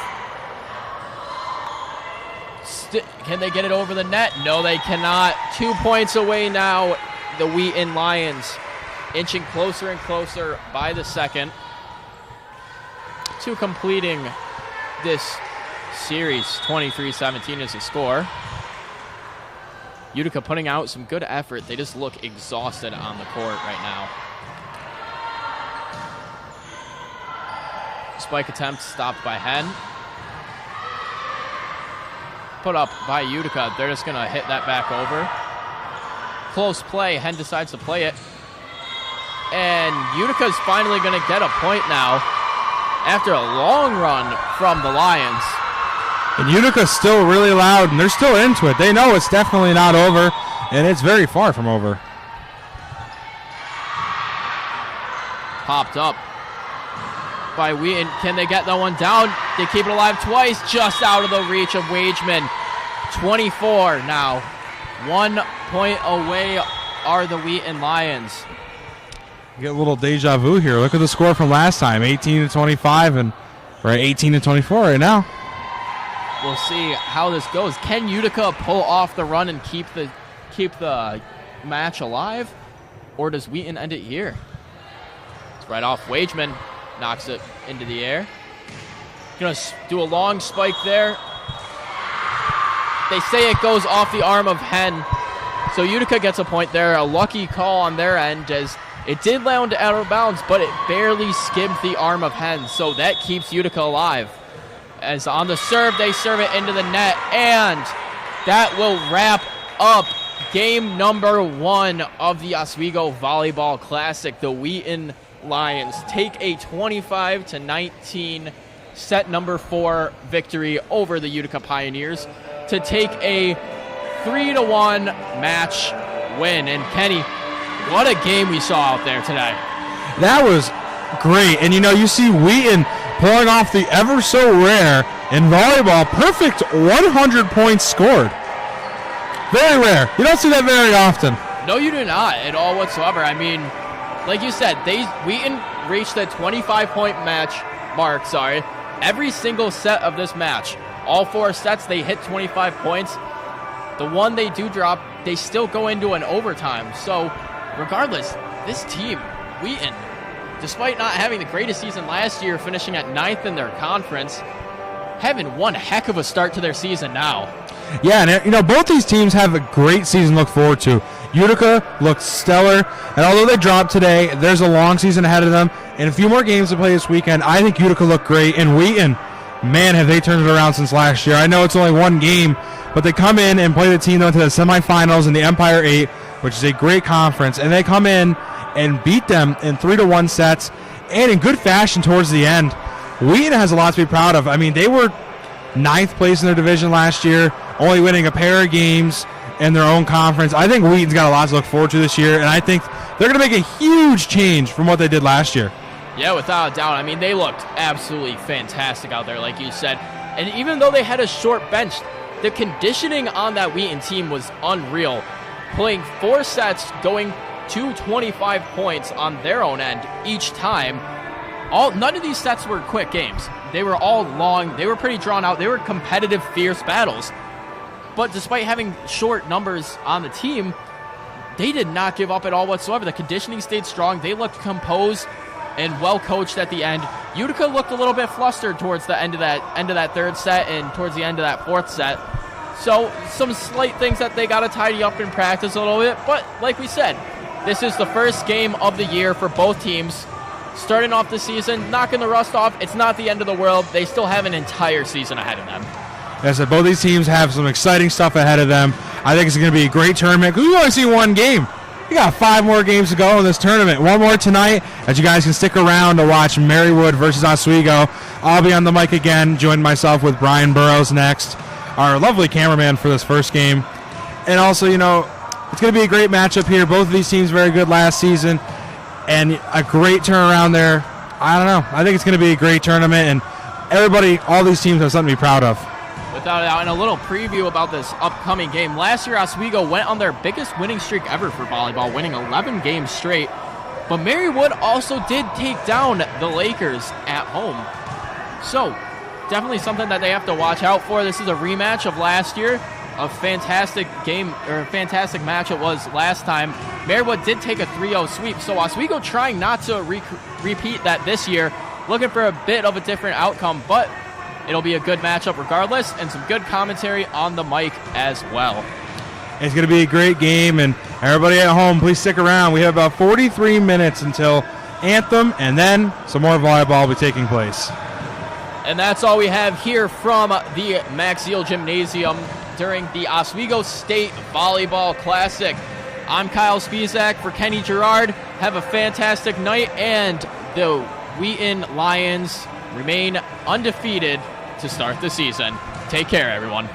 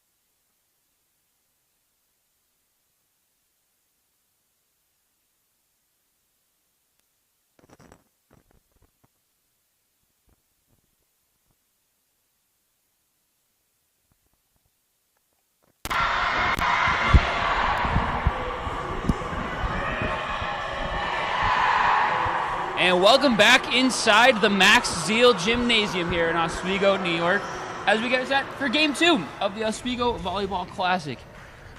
It's the Oswego Lakers taking on the Marywood Pacers here as both teams get set to start their seasons. My name is Brian Burrows. I'm joined by my partner and good friend, Kenny Girardi. Kenny, how you doing? Well, I'm doing pretty good. Saw some great volleyball last game. We're back for the second game here in the Oswego Invitational. Some good volleyball ahead of us. Though, my good friend Kenny here, you might recognize his voice. He's pulling double duties today. He was on the call for Game 1 that finished up about 45 minutes ago between Wheaton College and Utica College.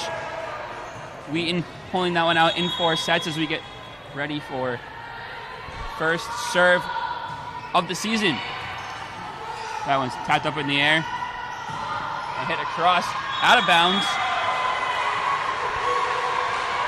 as Marywood gets the first point of the season. Marywood, coached by Bill Shutter in his 4th season with the program, led the team to the playoffs last year, a 5 seed in the AEC playoffs, as Marywood gets their second point.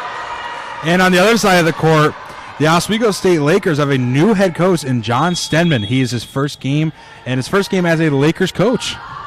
Yep, second year in a row of a first-year coach for this Lakers program. Stenman coming over from Cisco College and looking to turn this program that made the playoffs last year and do another step up.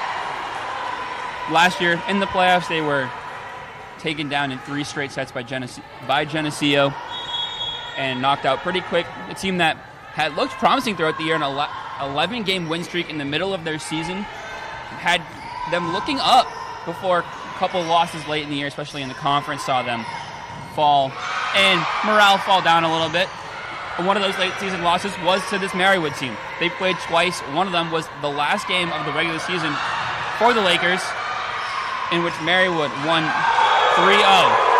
Yeah, the Oswego Lakers were 10-0 at home last year, 17-11 on the season, got 5th place in the SUNY, and like you just mentioned, dropped to Geneseo in the first round and had that 11-game win streak to long because of team history. As Marywood right now, off to a hot start. They went 14-17 last year, made 4th place in the AEC, made the playoffs, and lost to number 1 Cabrini U in the second round. And as we saw last year, Marywood beat Oswego 3-0, and right now Marywood's trying to make history repeat itself. Marywood up 4-1 currently as Oswego State gets their first serve of the season. That one will go into the net and give Marywood the point right back. We talk about that Marywood game. It was a close first set last year, 25-23, Marywood in the first set, 25-19 in that second set, and then 25-17. So Marywood figured out that Lakers team pretty quick, and it just got harder as the day went on for the Lakers. Yeah, and if you were with us last game, I talked a lot about morale, and it just seemed that the Lakers' morale in that game just depleted quickly. They had a great first start, and the second set just started off rough for the Lakers, and it was all downhill from them for there. As now the Oswego Lakers are going to take their first time out, down 6-1 to Marywood. So, Mr. Burrows, I'm going to ask you a question. So you're head coaching your first game for the Lakers right now. Let's say you're Coach Stedman. What are you going to say to your girls right now? Relax. I think, for me, these early season jitters are huge. Whenever I was playing this sport, that first game of the season, it was like both early season jitters and just so much excitement getting into that first game, getting with your teammates, in this case on the court, ready to play.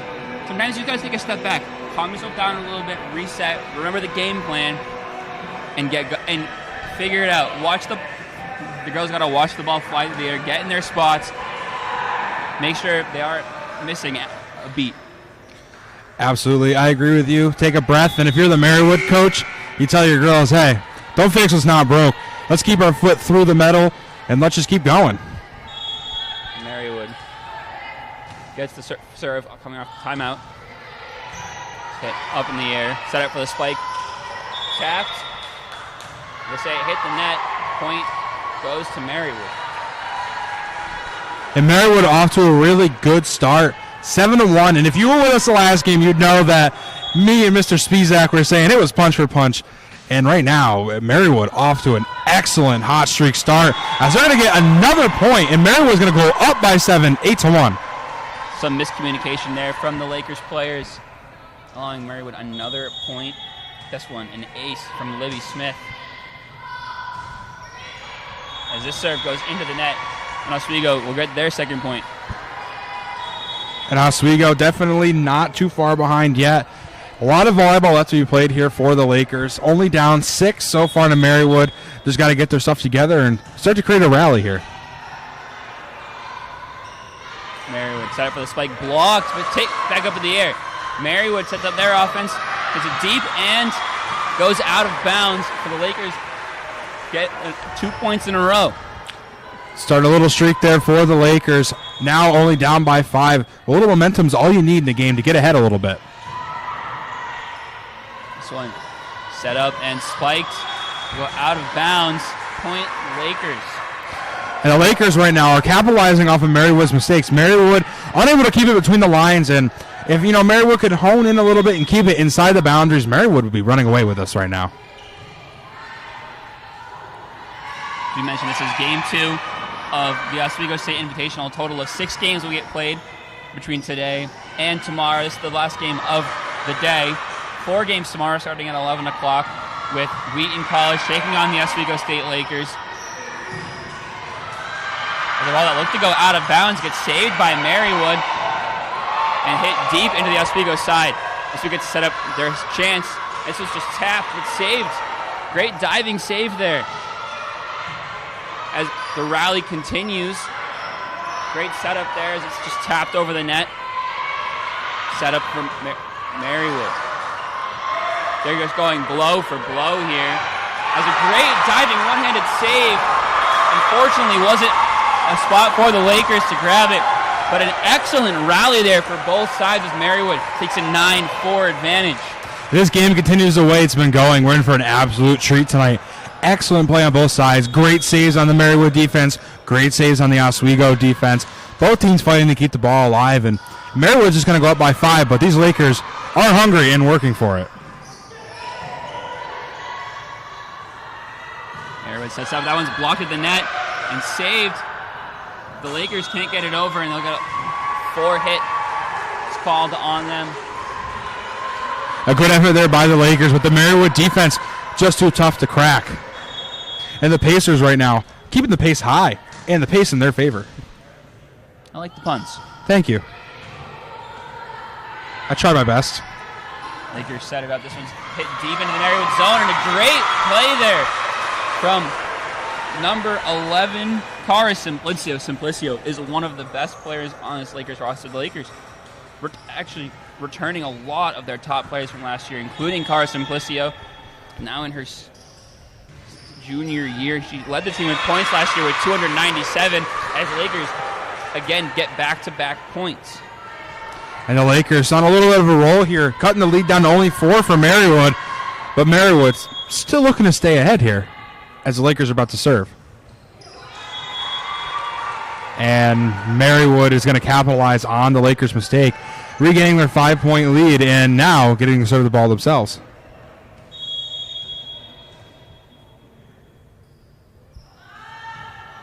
Pacers serve it up. The Lakers set it up. And another great hit there. The Lakers, when they get to set up their offense, they're getting some very hard hits that Marywood are having a hard time handling. I think when you're going for a spike, there's 2 minds you can go in. You can try to hit it into an empty spot, or you can hit it as hard as you can at somebody.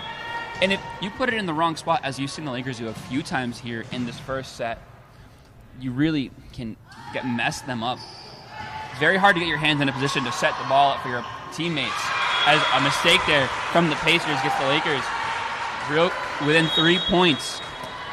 After that hot start by Marywood, this game has now become what I said earlier, punch for punch, and it's been back and forth as Marywood is going to burn their first time out here of the set. Lakers only behind by 3 right now. Burrows, what are you going to say now if you're the Marywood coach? Your girls are, starting to get caught up to now. I think it's stop the unnecessary mistakes. You've seen a couple, especially on that last set, where it was the tap pass to the teammate, and it was over her shoulder. They need to be a little more careful, a little more cautious in what they're doing. We saw it early. They got themselves out to a 8-1 early advantage, and Lakers have since gone on a 7-4 run to get back in this one. And it's been a couple bad mistakes from the Pacers to really let Oswego back in this one. Right, and so we look back to last year. Marywood took the 3-0 run and won 3 sets to nothing. It was a close first set, and right now Oswego is really trying to prevent that history from repeating itself. And Oswego has not lost a game on their own court in well over a year now, going 10-0 last year. And I really don't think they want that to change right now. I think they want to keep that streak alive as they're now clawing back, only down by 3. About to set. No, I think you're exactly right. Home court advantage is huge in any sport. Playing at your home gym, on your home court, on your home field if it's a field sport, on your home rink if it's hockey, makes such a difference. Having your own fans surrounding you, feeding into your energy is always huge. The Lakers get their 9th point. It's 11-9 Marywood at this point. But you mentioned it. A 10-0 record at home last year is outstanding. Really shows how much home court can play a difference. And if they can continue that advantage into this next season, it could be very successful for them under John Stenman. Laker faithful definitely helping out the Lakers last season. This one blocked at the net by the Lakers. Set up by the libero and spiked hard. And again, spiked straight at a Pacer. She couldn't handle it. No, she could not. And now the Lakers have crawled back. Only down by 1. Marywood 11, Oswego 10 right now, with Oswego about to set off again.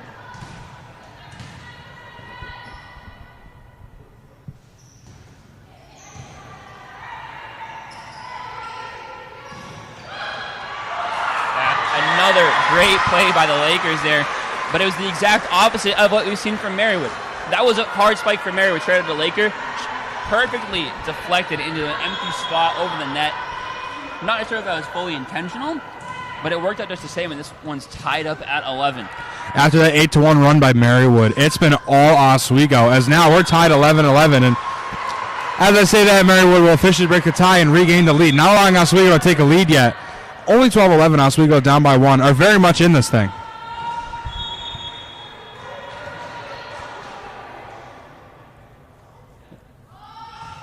Serve in from Marywood. This one tapped up in the air. As Marywood gets to set it, just taps it back over the net. Set up by the libero and spiked hard, but saved in by Marywood. This one tapped, tried to go to the empty spot, but can't get it. An idea steps it up, and a net tap into an empty spot is successful from the Lakers, as we're knotted up at 12. And Oswego's going to tie it right back up. We're going to see a couple changes here on the court for Marywood. And the Lakers tie it back up, and the Lakers are looking for their first lead of the night.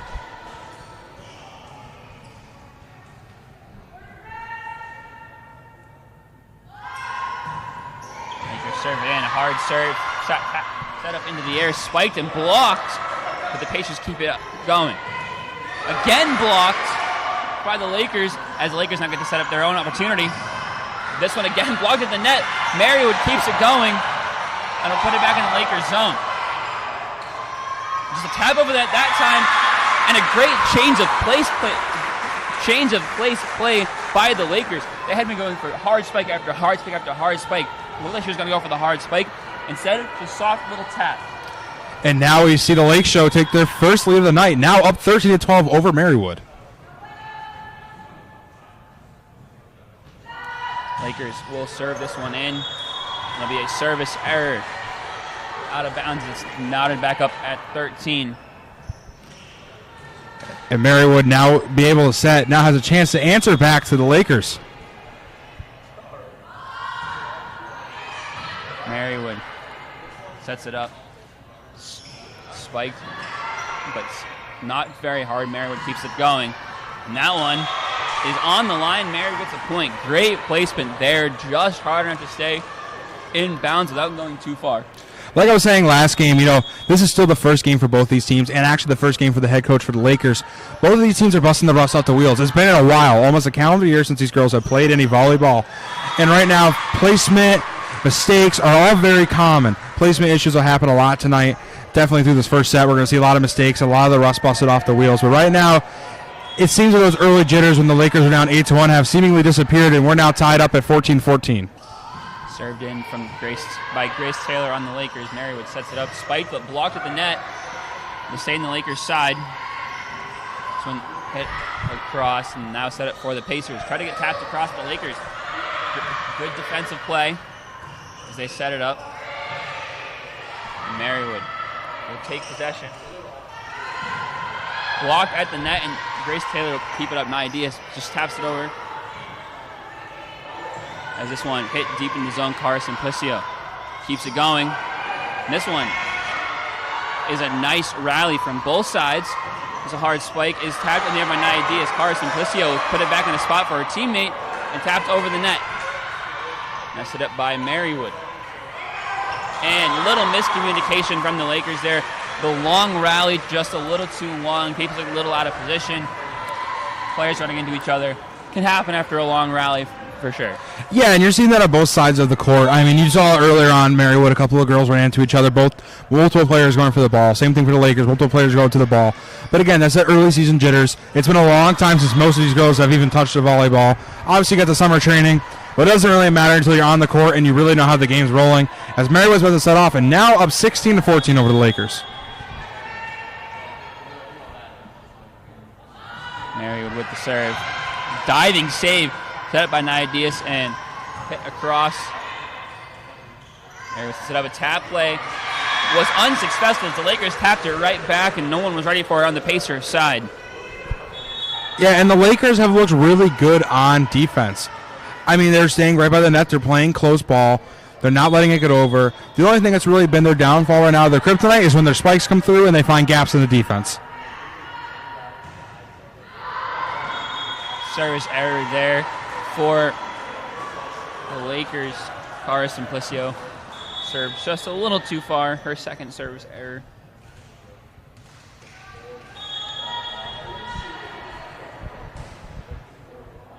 Marywood serves it in. Lakers set it up. And that one be a point for Marywood. I believe they touched the net in illegal play in volleyball.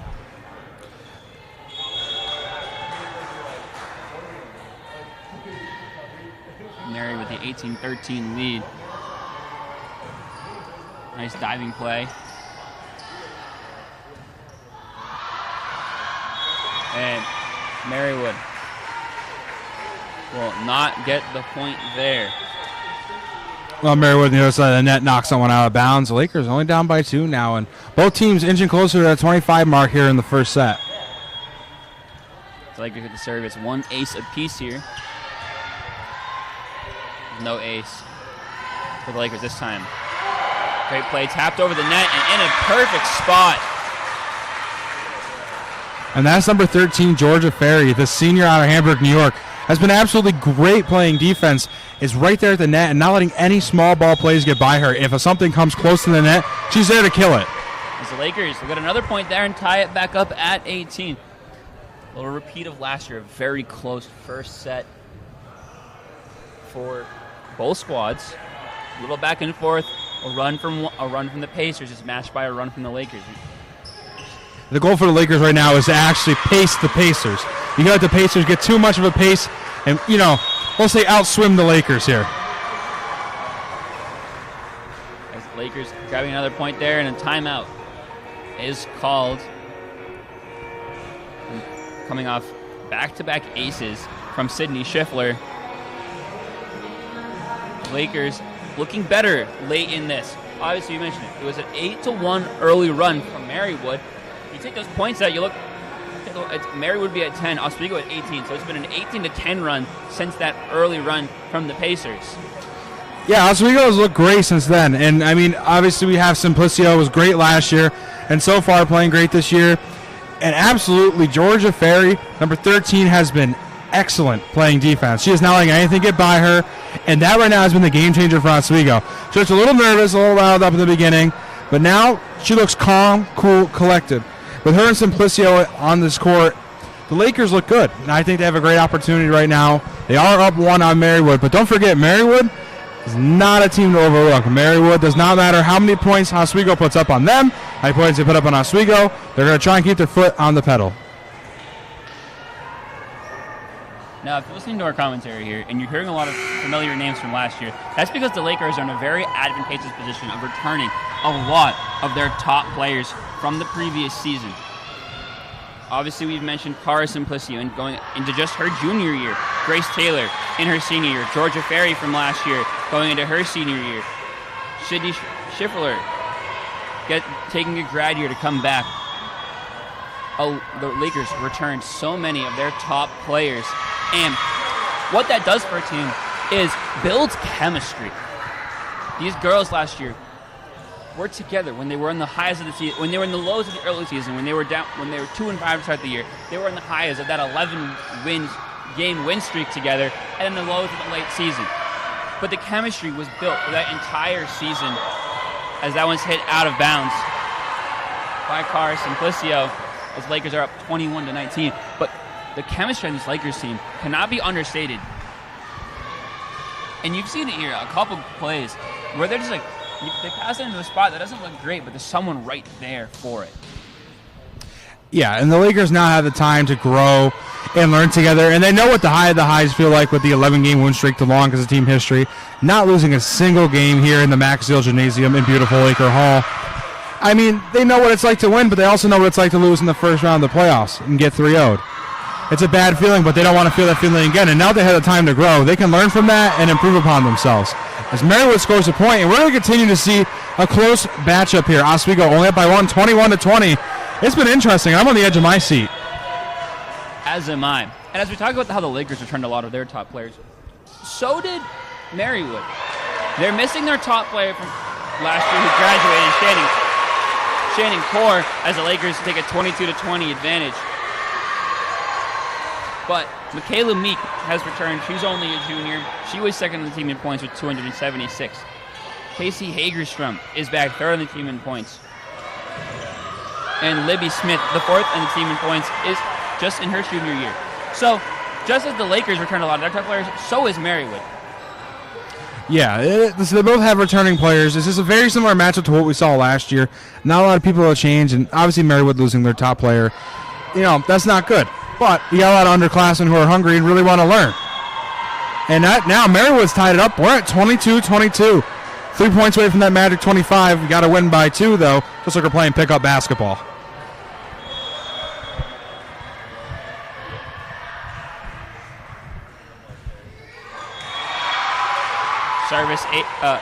Service error there by Marywood gets the Lakers off the tie, 23-22. Obviously, in volleyball, if you're unfamiliar, it is 25 games to win the set, but you must win by 2. As Nia Diaz sets it up. And that one will be inbounds, and very hard spike gives Marywood the game, knots the game back up for Marywood, excuse me. Well, now someone's either going to get to 25 in 2 sets, or we're going to have a couple extra points on the board already here in the first set. Off to a quick start.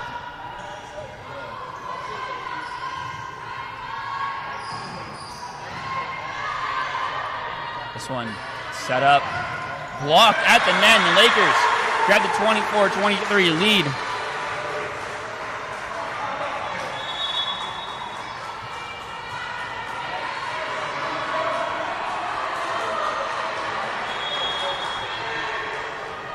Lakers will get the serve to try to win the set.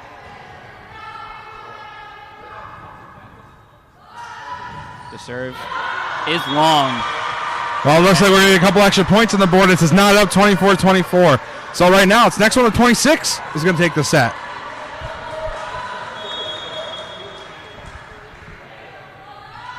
Serve in from the Pacers. Tapped in the air by the libero. Nia Diaz sets it up. Spiked, but right to a Pacer.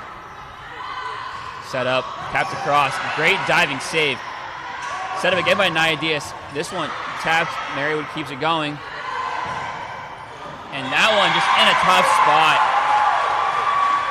And we've seen excellent defense on both sides of the court here, as we're going to see a late set timeout by the Lakers. So here we are, Marywood 25, Lakers 24. Lakers on the edge of losing the first set, and Marywood on the edge of winning the first set. we're going to bring it back to you. You're the head coach of the Lakers. It's your first game, first set, and you're on the line of losing. You're also on the line of winning. So what are you going to say to your girls in these next 50 seconds to make them come out there and take the win away from Marywood? There has to be. There must be a game plan in place for situations like this. Coaches think of everything. And this is definitely not an unfamiliar scenario. So if I'm the coach, I'm saying follow the game plan. Play your role, do what you've been learning in practices leading up to this game, and play your game. Don't let it get away from you. You can still win this set and take a 1-0 advantage on the Pacers. There's definitely a lot to be said in that huddle right now as the Lakers are trying to claw back, and for them to take the set, we'll need to have 27 points. Marywood, 1 point away from taking home the first set. 1 of 3 needed to win here in the best of 5.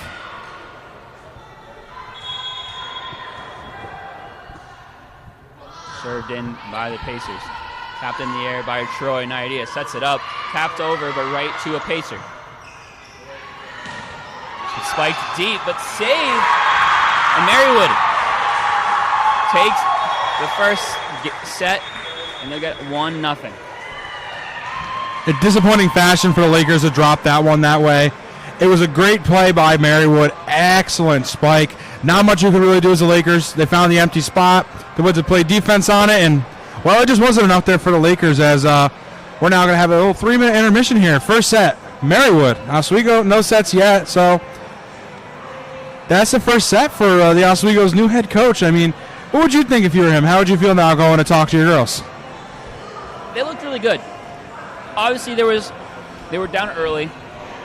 They had the timeout. They got the chance to huddle up, kind of recuperate, get the energy in the right spot, and they made a huge comeback, which, they might have lost the set, but as I said, they were down 8-1 early, and they brought it all the way back to a 26-24 loss. So I would say they looked good, and I think you have to tell them that. You can't beat them up for anything like that. They looked really good. It was a tough way to end the set, but they were in a deficit early that they made the comeback from. Yeah, and right now we see both the teams meeting up, discussing the game plan now going into the second set. Marywood has the momentum right now. A great win with an extra point having to be scored to win. That definitely brings some good momentum to Marywood, and Marywood definitely feeling like they're on the high horse right now, and they're pacing off into the sunlight, while the Lakers, on the other hand, are in rocky waters. They're not feeling too good right now. Yeah. Now, there's nothing to be extremely disappointed about. You put up 24 points. You put up one heck of a fight. The Lakers looked really good out there, and this could go either way right now. But if you remember the first game, it was Wheaton taking the first game. Utica took that second set right back. So anything can happen here. It's not like winning the first set puts you down and out, and that's for any team. Winning one set does not mean you're going to win the next set. If the Lakers take this next set, they could just as easily lose the third set. So you can't look too much into the fact that you lost this first set. You can't let it get you too down, and you can't also let it get you, if you're married, you can't get too high from winning that first set. It was a very tough set from both sides. Tough played, a lot of energy expended.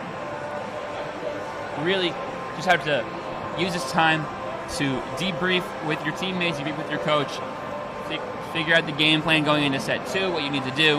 Are you going to be a little bit more defensive in this one? Is Marywood going to be a little bit more defensive this time because they're now up and they have that little bit of an advantage? Is this going to be a little more offensive, or by the same boat, could they be more defensive? Were they unhappy with how they played defense, and they're going to maybe keep the libero in for a couple more sets where they may have put an attacking player in? That's right. And Marywood exactly doesn't want to get too high on the high horse right now. They got to settle in, realize, okay, we won our first set. We got 2 more to go if they want to take home another 3-0 victory over the Lakers. While the Lakers are looking to fight back. And, it's a lot about momentum. You lose the first set, it definitely doesn't feel good. But there's a lot of volleyball left to be played on both sides. You just got to look through it. It didn't even happen right now. You just got to keep going if you're the Lakers. But while you're Marywood, you got to ride the wave. You're up 1-0. You got 1 set on Oswego, a close set, which you had a large lead in the beginning. And remember that you had that large lead, and now you got to come back out swinging. Take back that big lead and keep your foot on the gas pedal, and don't let the Lakers even get close to you. Well, the Lakers, you don't want to get that big lead because that big lead never happened. The Lakers had a much easier chance of taking away that first set. Quickly running through the stat leaders after the first set. Haley Hallman from Marywood and Emily Zeisler from Oswego State each have 3 kills apiece. Michaela Meek and Emily Zeisler are the leaders, tied at 4 apiece, 4 assists. Sydney Schiffler, 3 aces, leads the entire game. As Zeisler's and Schiffler's 3.5 points each lead both squads. The Lakers get the serve coming out to start the second set. And tapped into the air and just tapped over to the net. Great play there from the Pacers to get themselves the early advantage here in set number 2. They were set up for the block, and a great awareness play to see the defender standing right in front of you. Instead of going for the spike right into her hands, you just tap it up, get it higher than she can jump, and put it right in that empty spot in the defense. Marywood sets it up, and poor teammate communication there.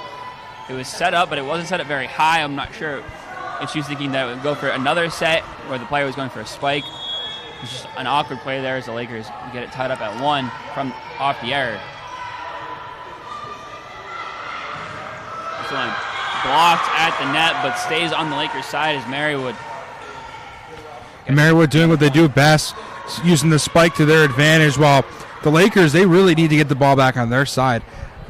For serve aces between Schiffler and Troy, the Lakers had 4 in the first set, while Smith from Marywood only had 1 ace. So having the ball on their side of the court is very beneficial for the Lakers.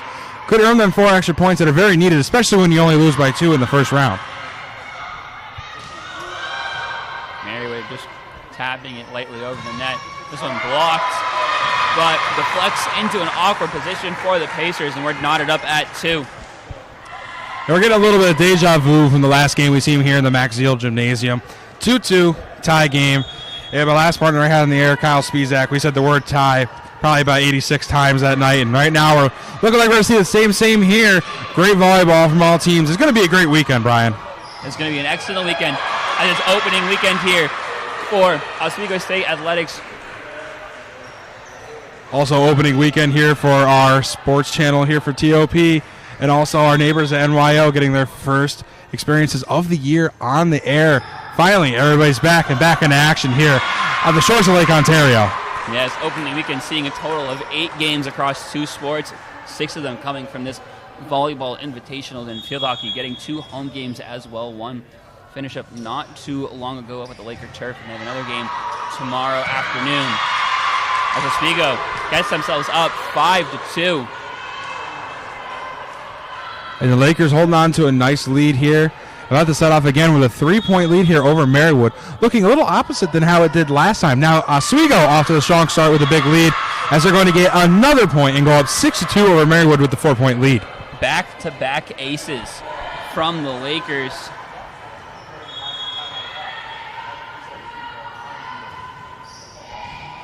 As they finally get a chance to return a serve.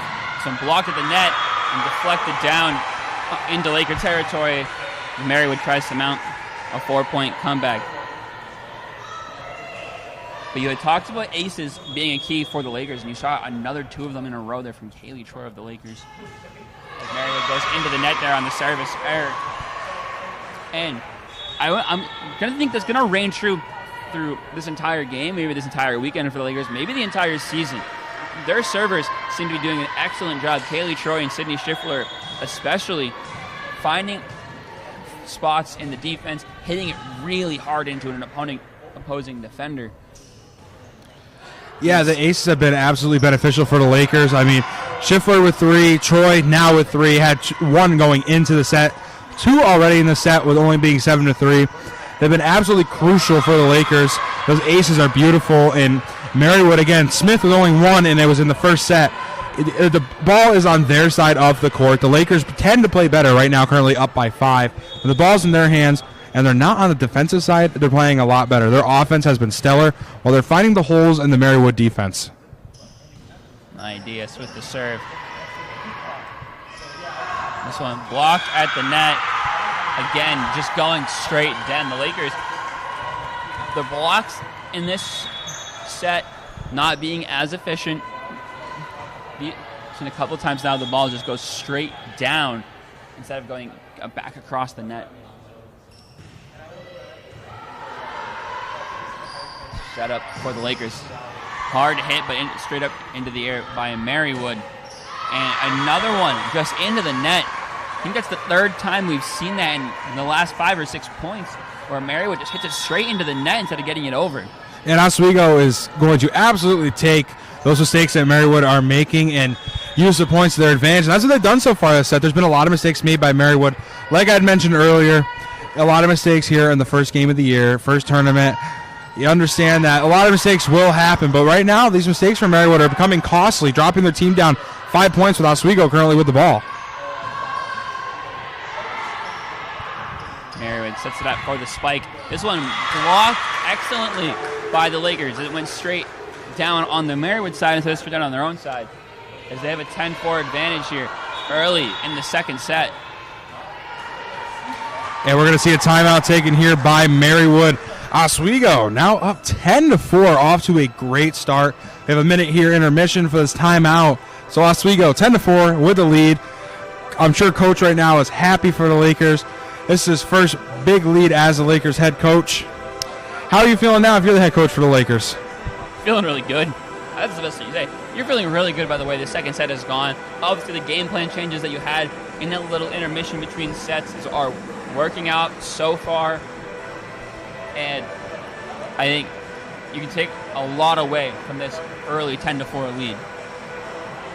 Now, if you're on the other side of the court, you're the Marywood coach. Your girls just came off a win with extra hits, a couple extra points on the board, 26-24. They take the first win, and now they come out here against Oswego, and they're down 10-4 early here in the second set. What are you saying to your girls here with 20 seconds left in the timeout?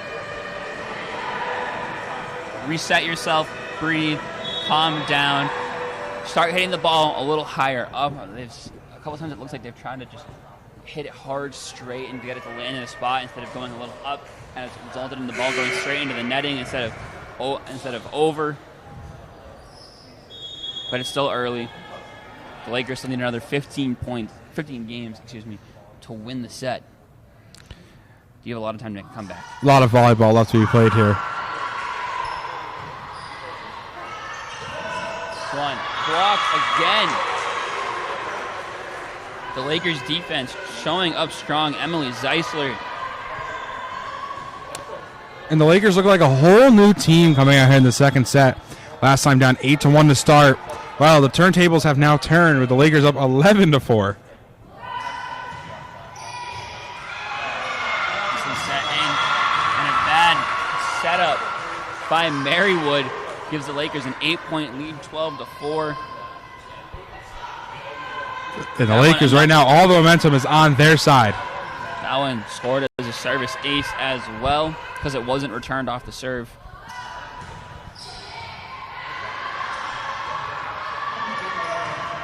Marywood turns this one, it taps the top of the net, and the Lakers set up their offense. This one hit deep into the Pacers zone.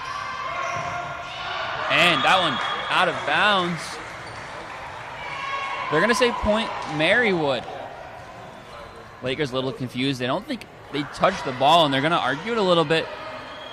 But the referees score a Marywood point. They're going to say the Lakers tapped it on its way towards the ground. And how much you can do there, it is the ref's discretion, and he has the best view in the house. I can't really tell from up here if she touched it or not, but... No, we're sat about 15 rows back in the bleachers here. It's hard to see if that ball took a deflection or not, where he's obviously standing right at the sideline.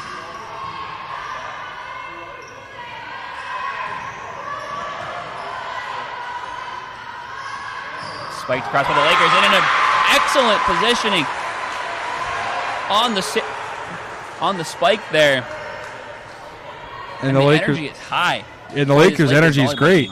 Energy is awesome. The Lakers now up 8 points, 13-5 here in the second set as the Lakers now set off. This one just tapped across the net. Lakers set it up. Goes deep. I was going to say Marywood tapped that one. And they get the point right back, essentially. As the Lakers now up 14-5 here in the second set. It's going to be a big comeback if the Pacers want to make it. You wouldn't even believe that the Lakers dropped the first set if you see them in this set. Their offense has been stellar. The defense still very, very good. And Marywood is struggling at a few of the places where they were strong last time.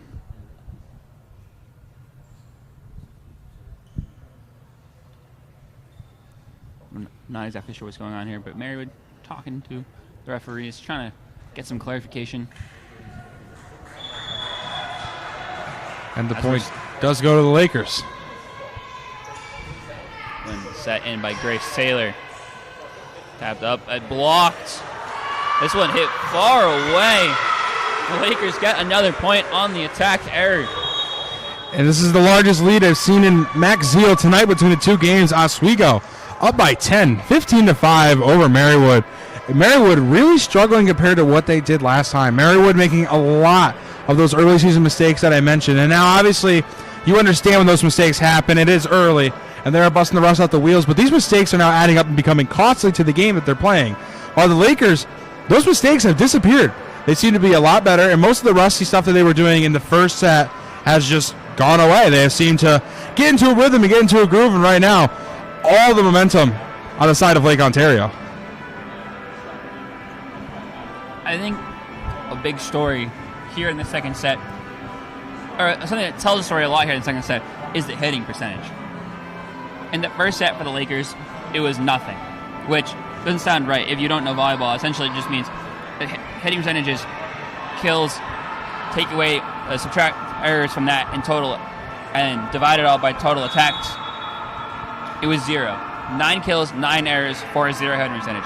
In the second set, no errors for the Lakers so far on 5 kills. It's a 41% hitting percentage. Huge, huge difference. Yeah, the sloppy play for the Lakers has quintessentially just disappeared off of this court. Grace Taylor ready to serve it in. Now one out of bounds point, Marywood.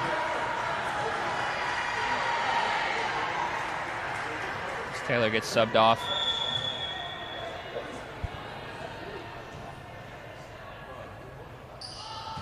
Marywood now gets a chance to serve.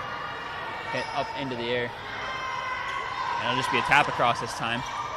The barrow falls to the ground on the Marywood side. This one's hit deep, but not on a bad position for the Lakers. This one's tapped, and a player on the net, and looks like the Lakers touched the net. Yeah, that's going to give Marywood another point. Marywood looking a lot better after the timeout now. 15-7, they're clawing their way back, only down by 8. Seems like timeouts cause runs, Kenny. We've seen it a couple times here where a timeout from one side or the other will allow a team to go on a couple-point run, as we're seeing here from Marywood, 3 straight points to try to make this comeback. Yeah, sometimes a refresher is all you need as a team. Meet with your coach and meet with your girls, and you discuss what's going on, what's working, what's not working. And right now, the 3-point, it's 3-0 run Marywood since the timeout. Marywood has looked pretty good. The Lakers end the short 3-point run by the Pacers. Take a 16-8 advantage. And the Lakers, again, are still looking good. It's been 3-1 since the timeout, but the Lakers up 16-8.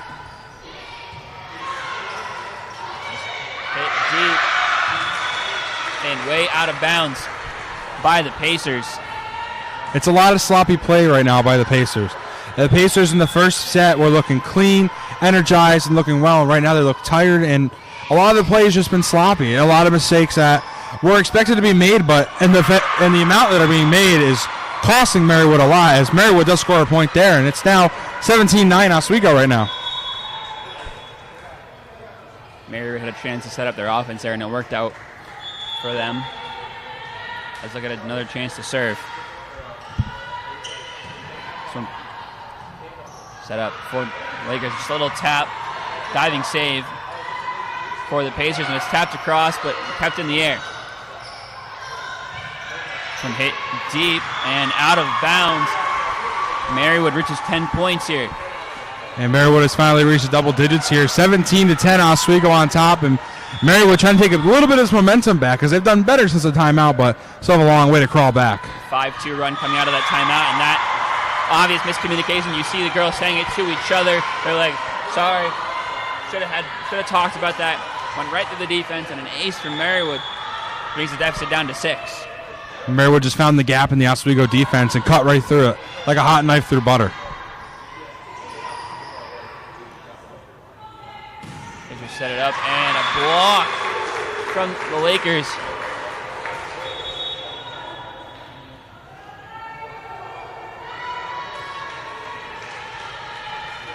The Pacers get a sub in. The Lakers have had multiple blocks here in the second set.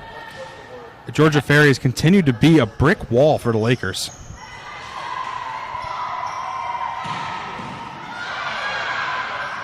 Lakers set it up and will not make its way over the net. And the Pacers are picking up the pace right now because here they come. They are coming back for the Lakers now.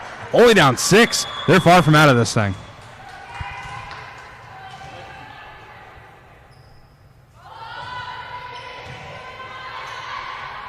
Lakers set it up and blocked by the Pacers. Something I haven't said too many times here in the second set. And it's 18-13 Lakers now. And Marywood slowly coming back into it now, only down 5. 13 on the board. There's going to be a costly mistake overshooting the boundaries there for Marywood. Now Oswego only 6 points away and 6 points ahead in this set. You can't have too many service errors.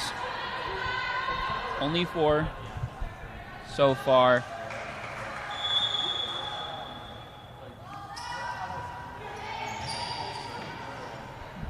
Marywood with the shot, set it up. Swan. Not going to play off the Lakers, but they get it across the net. And blocked. 2 people dive for it on the Pacers side, but it will fall in after a little tap up. The Lakers lead 20-13, just 5 points shy of taking set number 2. Again, this is Brian Burrows, Kenny Gerard here on WTAB 10, giving you all Oswego Invitational volleyball action. And now Marywood's only down 6 there after another mistake by Oswego, which have been rare to see in this set. But both teams very close to that lucky number 25. Oswego 6 points closer.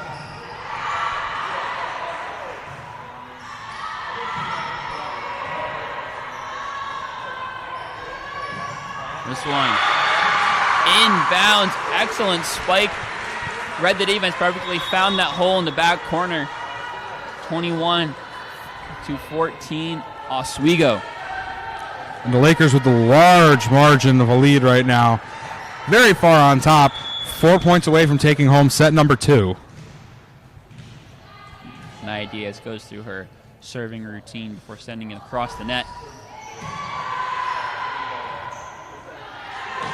A block at the net, diving play for Kaylee Troy.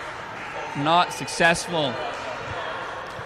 The Pacers keep that deficit around 6, 21-15, and it's really kind of been sitting around this 6 to 7 point deficit for the Pacers. They're going to need to get a couple sets in a row here. A couple games in a row, and they want to try to keep the Lakers from winning set number 2. And hit deep in the air by the libero and hit across. And Oswego now pulling ahead 22-15, only 3 points away. Marywood has a lot of work if they want to come in and sneak up and take this 2-0 set lead over the Lakers, while the Lakers inching closer, tying it up 1-1 set and guaranteeing us an extra set of volleyball for tonight. Now an attack error by Libby Smith for the Pacers. There's a hard serve sent in, quickly hit across, and back-to-back hard hits, too much for the Pacers to handle. And the Lakers now just 2 points shy of taking set number 2. Lakers up to 23 points, and Marywood with only 15. Marywood has to play some stellar defense right now if they want to get themselves back into this set. Serve in too long. Marywood keeps themselves alive.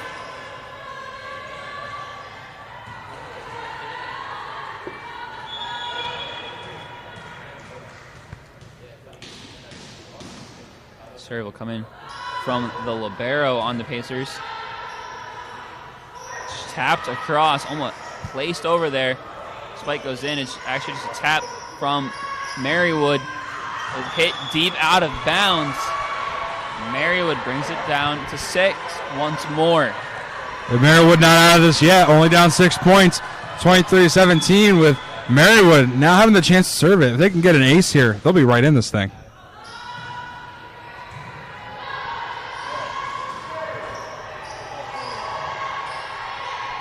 Set from Marywood, spiked across, tapped at the net, and set up for the Lakers. Set in, tapped in the air by Libby Smith, and hit across right to Nia Diaz. Detroit sets it up, a spike blocked at the net, goes back. Now it's tapped back and forth around the net. Nia Diaz tried to go for the kick save. Fortunately, there's no kicking in volleyball, not yet at least, so it's 23-18. Marywood, 5 points behind, have really closed a super large gap that Oswego's put on them earlier. Marywood, you never count them out because here they come. The Pacers are coming. Hard serve set in, not handled by the Lakers, and it's 23-19 here. An ace there from number 6, Gianna Norton, the libero.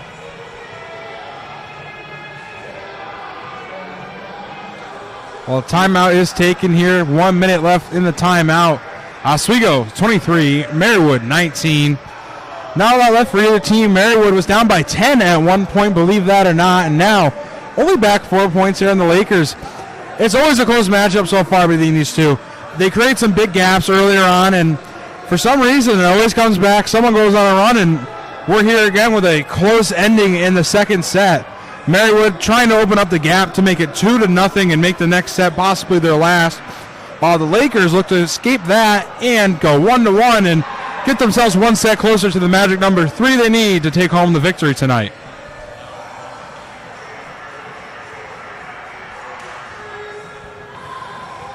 Just a few games ago, the score was 20-13 Oswego. It is now 23-19. Great run by Marywood. It has 6 of 3 at least run. I'm Marywood.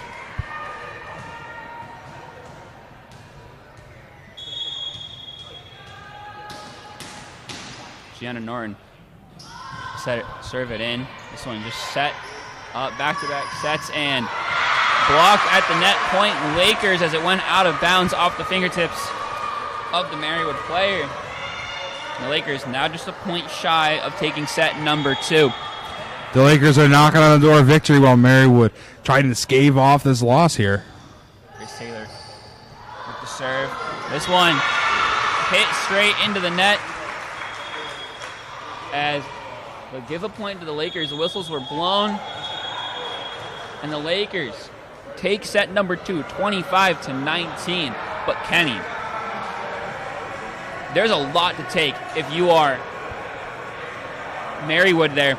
A great late set push gave them hope and up and gave them the chance to win set number 2, two-set advantage. But also the Lakers breaking the 4-0 set streak Marywood had set going back obviously to last season. Yeah, you know, the Lakers looked really, really good out there. And towards the end of the set, it seems that maybe they got tired or I'm not sure exactly what, but they did get a little close for comfort. They did still win by 6. There's a large margin here in volleyball. So now we're even set to set. 2 minutes and 25 seconds and counting until our third set happens. We're guaranteed at least 4 sets here tonight, a little extra action, just like last game. And for those fans at home who don't know, if we go to a 5th set, it'll be to 15, not 25. Yeah, I guess shortens the game a little bit. Players are tired by the end of that. Very simple as that. It's a long day, and you don't really get much breaking. I mean, you get timeouts once in a while, which are about a minute long, and they'll never use the full timeout. And you got 3 minutes between sets. And a lot of these girls are on the court almost the whole time. It's a long time, a lot of work. And I'd be tired. I wouldn't even make it out of the first 2 sets. So, if you're just joining us here on WTOP 10 for some Oswego State Lakers volleyball, It is tied 1 set apiece between the Oswego State Lakers and the Marywood Pacers here in the Oswego Invitational here. We are inside the Max Zeal Gymnasium for opening weekend of Oswego Athletics. 8 games across 2 sports, 6 volleyball games, a few neutral sites, part of the Invitational, 2 field hockey games, 1 that finished up not too long ago up at the Laker Turf. As sports are definitely back underway here for Oswego State, and especially here on WTOP 10. Well, here on the shores of Lake Ontario, it is now one of the most wonderful times of the year as sports are now officially back. WTOP 10, you get to hear my voice for another few months. Hear Brian Burrows, Kyle Spizak, Jake Bradley, all the guys that we have in our sports department, all the lovely women in our sports department. It's going to be a great year. And WMYO also with us. The sports have started back up here in Oswego. It's going to be a great fall. Lots of sports, lots of great teams, lots of great matchups coming up. Big opening weekend here with 8 games, 2 for field hockey, 6 for volleyball, inviting in a school from Massachusetts, Pennsylvania, and another New York school. Got a pretty diverse crowd of schools here to start off opening weekend. A great volleyball tournament, and someone will eventually be crowned the number 1 team and the champions of the Oswego State Invitational. I don't know who it's going to be. These games have been so close. I couldn't even make a prediction right now. I mean, it could be Oswego, Marywood, Wheaton, and Utica. Who knows? Every team has played excellent so far. Great defense from everybody, great offense, and just a lot of great overall gameplay today from all of the girls here who have been on the Oswego State court. So this is the last game of the Invitational for Friday. But action picks up nice and early, 11 o'clock tomorrow, as Oswego State takes on Wheaton College. It'll be Jolie Santiago, and a familiar voice if you're listening to Game 1, Kyle Spizak, on the call here on WTOP 10, with games then at 1, 3, and 5 o'clock. All-day volleyball action here on WTOP 10. And me and you will both be back here in the gym tomorrow. You'll be on the call for the second game, and I'll be your wonderful cameraman for the day. Set 3 gets underway with an ace. Marywood, hot start. Great start there by the Pacers. Exactly what they need. Oswego, all the momentum in the world right now, and Marywood needs to nip that really quick.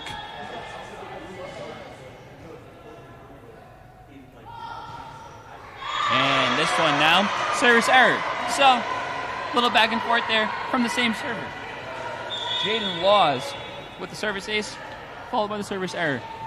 A little inconsistent, I would say. A lot of service. Service ace, service error. I don't know. Lakers get their first serve of set 3. Marywood now looks to return it. Well, Marywood keeps it going. Now the Lakers with a chance to set up a spike. This one tapped deep in the air. The libero, Gianna Norton on the Pacers. Blocked at the net by Oswego. They take a 2-1 lead. A great defense by the Lakers has been the tail of the tape for tonight. The Lakers defense standing tall. It's like a brick wall. Hard for Marywood to get through. When the Oswego defense is good, the Oswego team is good. When their defense can produce, their offense just follows suit right behind them. And how does that old saying go, Kenny? Defense wins championships. It does. Defense does win championships. As much as people hate defensive games and, it's boring. No, defense will win you games. If you don't have a good defense, you don't got a good team. Oswego taking a 3-1 lead here in set number 3. It's hard to see, though, which side really has the momentum. It's been pretty back and forth. Obviously, Oswego had the lead in games, but really, the action on the floor showing a little indifference as to momentum. Yeah, I mean, both teams have had their moments of momentum, and it's been very back and forth. Oswego's off to a nice 3-point lead to start, 4-1 here in the third set of the game. And Oswego sets off now.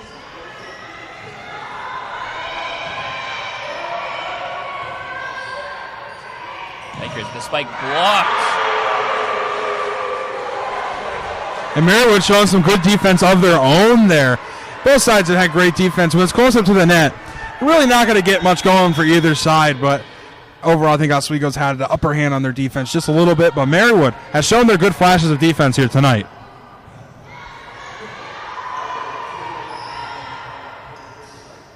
Pacers set it up. Diving save from Oswego. This one hit deep into the corner and called inbound. Lakers got a point. That was a great play going all the way to the far corner to get the point. Lakers get another chance to serve it. She goes in and straight into the net. Marywood gets it right back. Yeah, Marywood's been answering back, and like we said all night long, we've seen ties in a close game. Both games in very close. Great volleyball to watch. Definitely going to keep you awake, that's for sure. Oswego sets up the spike, blocked straight to the net, but blocked straight down. Oswego 6-3 lead as Grace.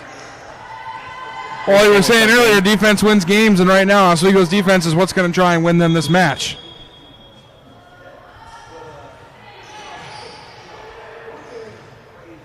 Marywood sets it up straight into the net. Awkward hit there. I don't think it's exactly how she meant to do it. Lakers take a 7-3 lead. Talking about defense, though, talking about a lot of blocks on the Lakers side. Not as many on the side of the Pacers. And it seems to be the Lakers know how to spike it into the defender's hands so it goes straight down. We've seen that a few times. Marywood has been set up for a few blocks throughout this entire match. But it's been a good play from the Lakers up front with spikes that go straight down. Don't allow a return across the net. That have been the successful ones where, as opposed to, we've said it so many times, the Laker blocks, they do it so successfully. They get the hands in the right position, they get the arms in the right position, then it just goes back across the net. Yeah, I would say this far, Oswego really hasn't given Marywood the opportunities to play really good up-close defense because most of their shots that have landed have come hard and fast, spikes from the back of the court. Great setups, great serves, quite a few aces we've seen here. I mean, Oswego has done great close to the net on defense. On offense, we haven't seen that much of it because it hasn't really been opportune for Oswego to even need to use that kind of offense.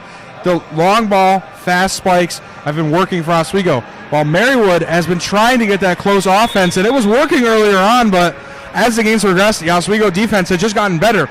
So far, it's aged like a fine wine. You've got good analogies today. Yeah, not too bad for the first day back. I'm a little rusty, but,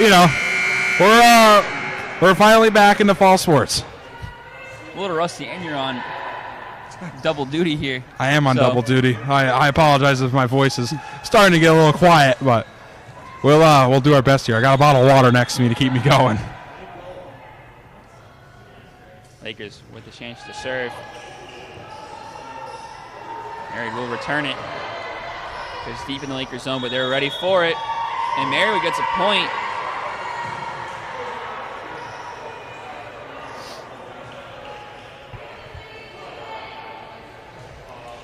And Marywood now with a chance to show some offense of their own, while Oswego's defense is going to be tested once again.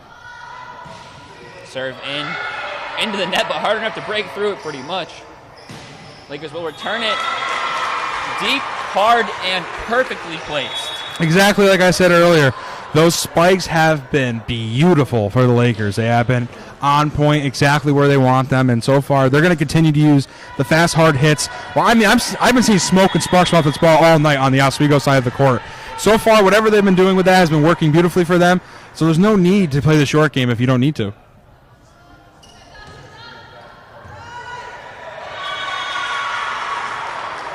Another good hit from the Lakers. Sees them up 10-4 here early in set number 3, and it's a little bit of deja vu. Lakers getting a big early lead. As that one hits the net, goes across, and it's another ace from the Lakers. Back-to-back by Nia Diaz. Another ace and another ball that was hit into the net and somehow went through. A magical net, maybe.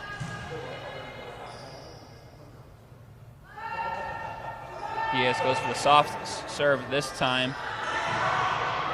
And that one out of bounds by the Pacers.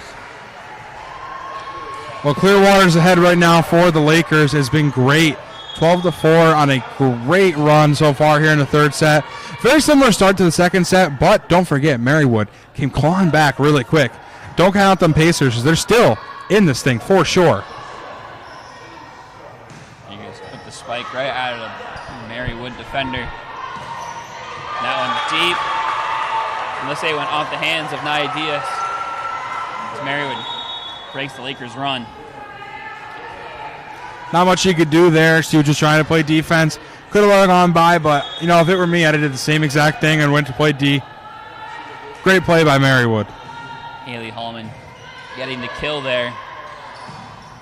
That one placed perfectly once more. And we've seen it over and over and over again where the Lakers place those spikes perfectly. Their placement of these spikes have been superb, is the best word to put for, since that first set. The first set they were a bit rusty, but since the second and the third one, they have been hitting their targets beautifully well. As I say that, and they miss off on the outside, but that's one of many tonight. And they've been great so far. Hit most of them on the inside, and now we're going to see Marywood give a shot to try and see how good their spike placement is, and maybe they can get themselves an ace as well.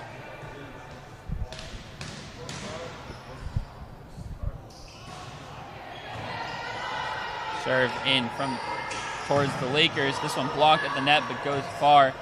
Now Patriots got a chance to set it up. Blocked straight down by Emily Zeisler.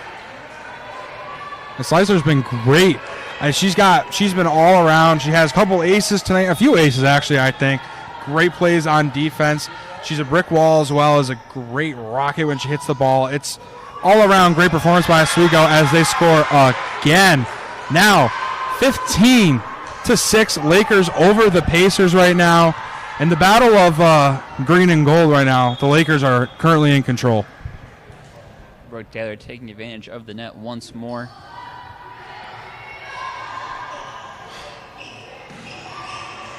But that time, Nia Diaz couldn't handle the spike. Marywood's definitely not the team to count out. Marywood very much in this thing. Marywood very much alive. And you know, the Pacers are going to try to come back. Now they have the ball in their hand. Ball's in their court, as they say. Let's see what they do with it. Excuse me, I said Brooke Taylor. Her name is Grace Taylor. I apologize. Nia Diaz sets it up. Cross tapped up into the air. And Marywood goes for the spike. Blocked at the net. That one didn't go straight down, and Marywood gets a chance to reset. Hit deep and out of bounds. And the Marywood placement just a little bit outside of what they were going for. Oswego with the ball again now. Up 9 points over Marywood. The Lakers right now got it in cruise control.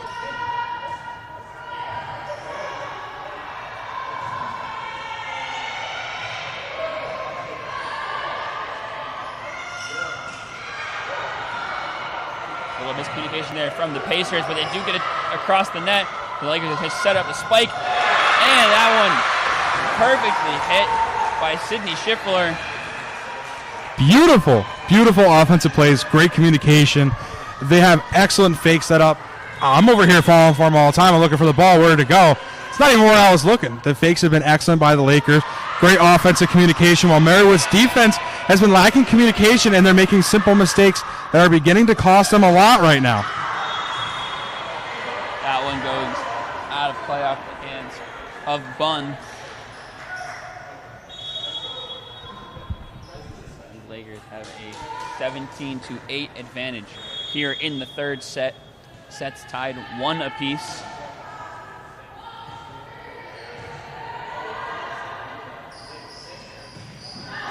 And again, that one just a little too far. And you see the coach on the sideline there showing exactly what she did wrong. Yeah, the Lakers' new coach is right on top of it. He definitely knows what he's talking about, and he's definitely got to continue the great season that the Lakers had last year and try to even improve upon that. Another block there from the Lakers gets them another point. You talk about first season, you want to build the momentum of last year. That's not always the easiest thing to do under a new coach, especially for the players. New coach usually means a new system, a new philosophy, and sometimes it's a hard adjustment for some of the players. So far, in game 1 of the year, looking good. See how things play out later. But it seems the players are buying in to the new coach's system. You definitely want everybody to look at your coaching system. A lot of teams around the SUNY, which is a very tough division, are going to see, oh, there's a new coach in Oswego. How is he? How is he doing? You want to send them a message right off the rip. I'm here, and I'm not here to play. I'm here to win. Marywood will take the point there. Little deja vu from last time. As I said, Marywood definitely not the team to count out. Marywood, the Pacers are coming back a little bit.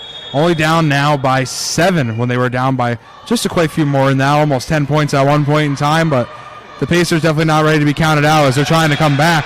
But the Lakers will take a point there. Now 19-11, Oswego.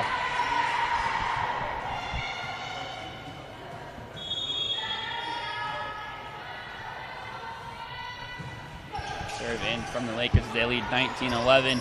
Blocked at the net again by the Lakers. That one goes over, but out of play. The Lakers reach that 20-point mark.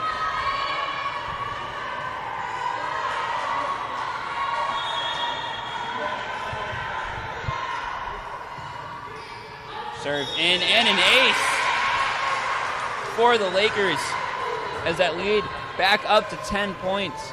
And that has been the tale here today.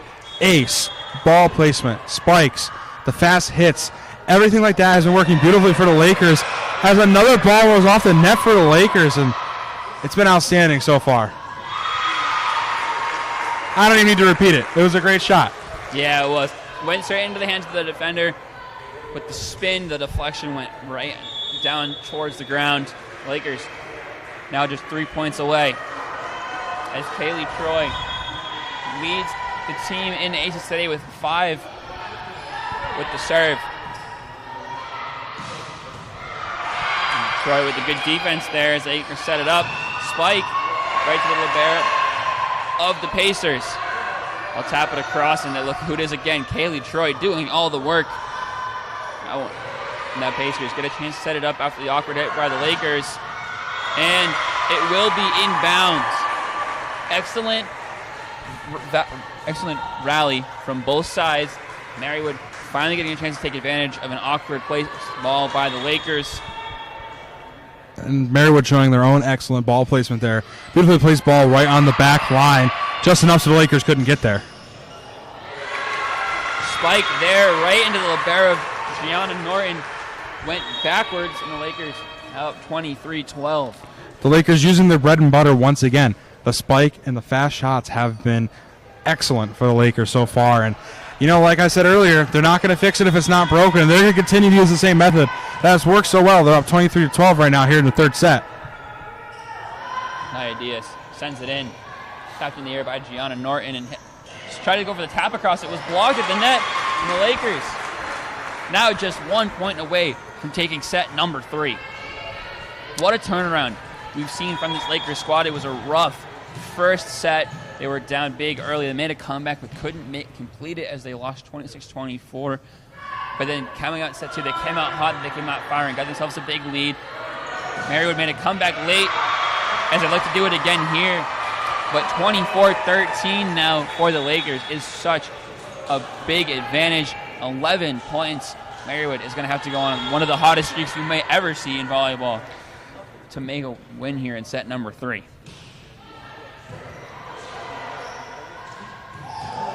Serve there, spike there, and they win set 3, 25-13.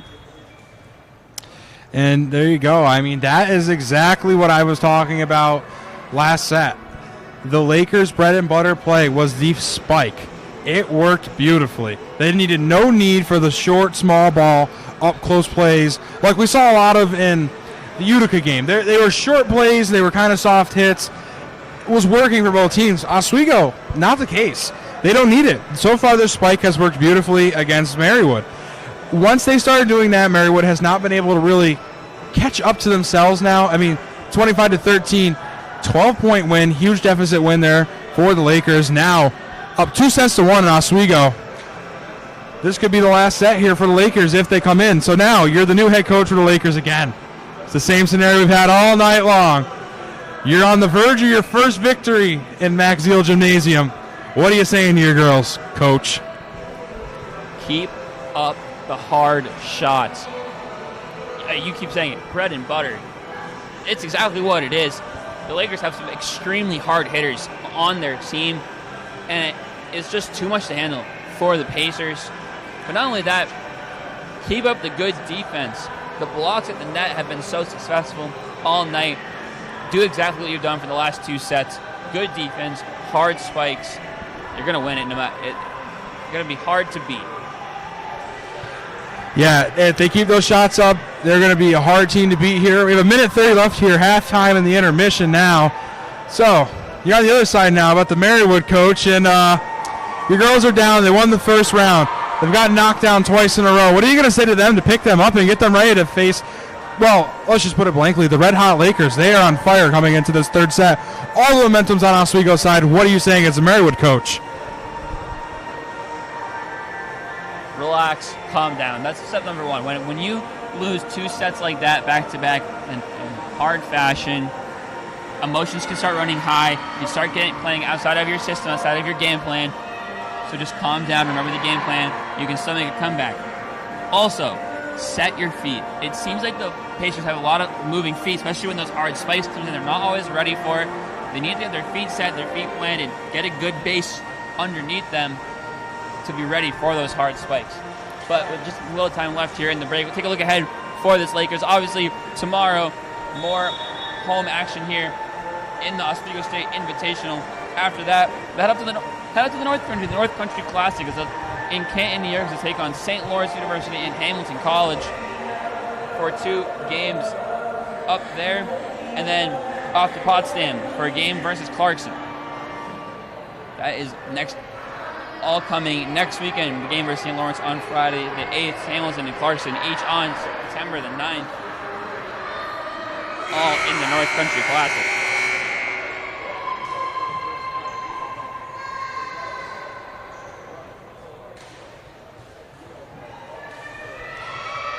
And the Lakers, with a lot of momentum on their side, are now taking the court. While Marywood is looking to fight back and take this one to, well, we could call it extra innings, but game 5 here. While the Lakers are looking to close it out here in 4.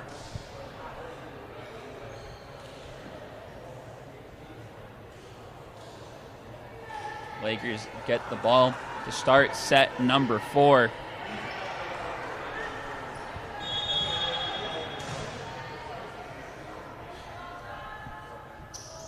Start of set number 4 is here as Pacers set up. Good play going down to the knees there to keep it going, and placed perfectly again, but this time not one of those super hard hits we've seen. A nice little finesse shot finds an empty spot, and the Lakers take that early advantage as they have done in the last 2 sets. Nothing wrong with a little finesse there from the Lakers, change it up a little bit. If it works, it works, and, well, there's their bread and butter once again, and, hey, right now they're on a roll, 2-0 so far. An ace there from Emily Zeisler, her first of the day, as Marywood now sets up their offense. The Lakers handle it well, get their own spike. The ball that looks to be going out of bounds goes off the arm of Gianna Norton. And Emily Zeisler gets another chance to serve it and get the Lakers a potential 4-0 lead here to start set number 4.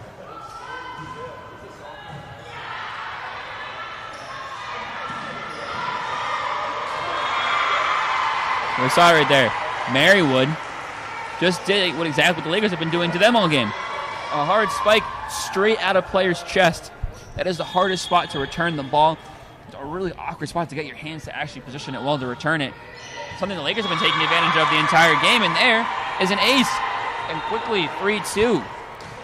And like I said, Marywood is not a team to count out. They watch and they learn a little bit from what the Lakers have been doing, and don't forget, they were up 8-1 that first set. They absolutely have the ability to come in here and take this home. While on the other hand, if the Lakers continue to have shots like that, it's going to be very tough for Marywood to do that. Georgia Ferry with the kill.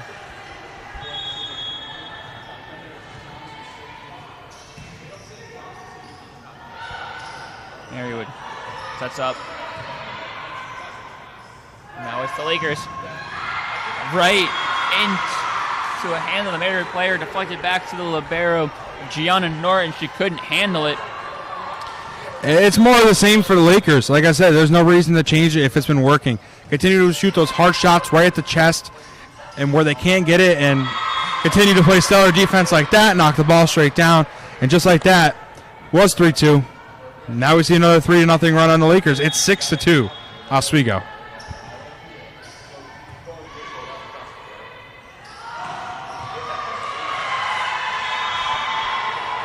Point there to the Pacers. And I want to talk a little bit about Gianna Norton. The libero spot is a very hard position to play. Defensive specialist on your team, because you cannot have an offensive spike. But she's looked really good, and you know what? She's a true freshman. A true freshman, really? And an interior architecture major at Marywood, and she's from Laguna Niguel, California as well. Long ways away out here. Well, she's played excellent so far for the Pacers. Her first ever game with the team, and she's looked extremely good for this Pacers team. And she gets another shot to serve it. Stellar performance by a true freshman. Excellent work for the Pacers, and I'm sure she can have a great career with the Pacers and Marywood. And she's got a great season ahead of her.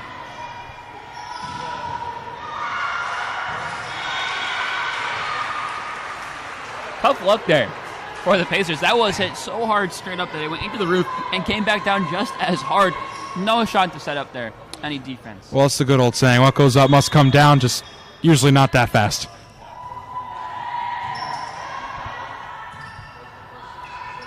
Marywood sets it across. Now the Lakers will go for the spike. Saved there. It goes across the net. A couple taps at the net from both squads. And a block. Those Lakers got a chance to set up another spike. But it's saved by the Pacers. Gianna Norton sends it across. And the Lakers with another shot. This one just a tap finesse. And a good rally back and forth from both squads. Another finesse shot by the Pacers. Back and forth. And Pacers win the very long point. Oh, what a very good back and forth there from both teams. And the Lakers, they dived out for it. Great play, but Marywood, excellent communication, excellent offense, excellent defense. And that's the Marywood we saw in the first set. And Marywood, for sure, not backing down here.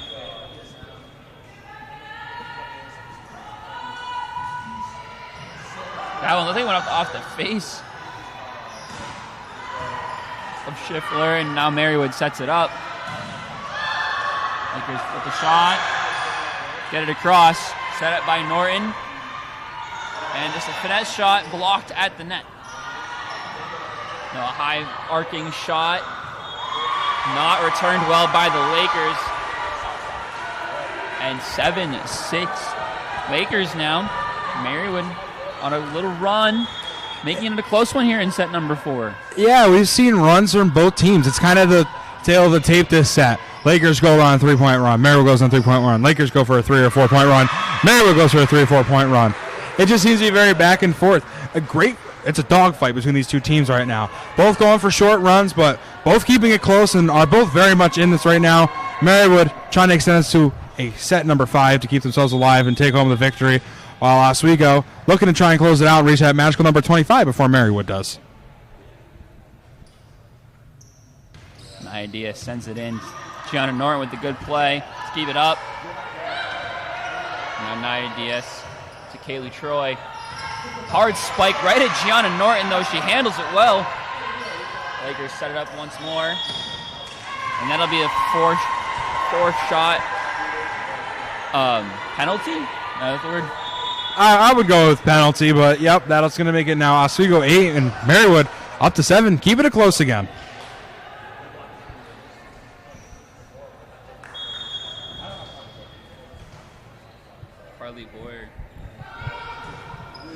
Sends it in, goes off the net, but saved by the Lakers. Great play there. Now a block doesn't work, and we're tied up at 8.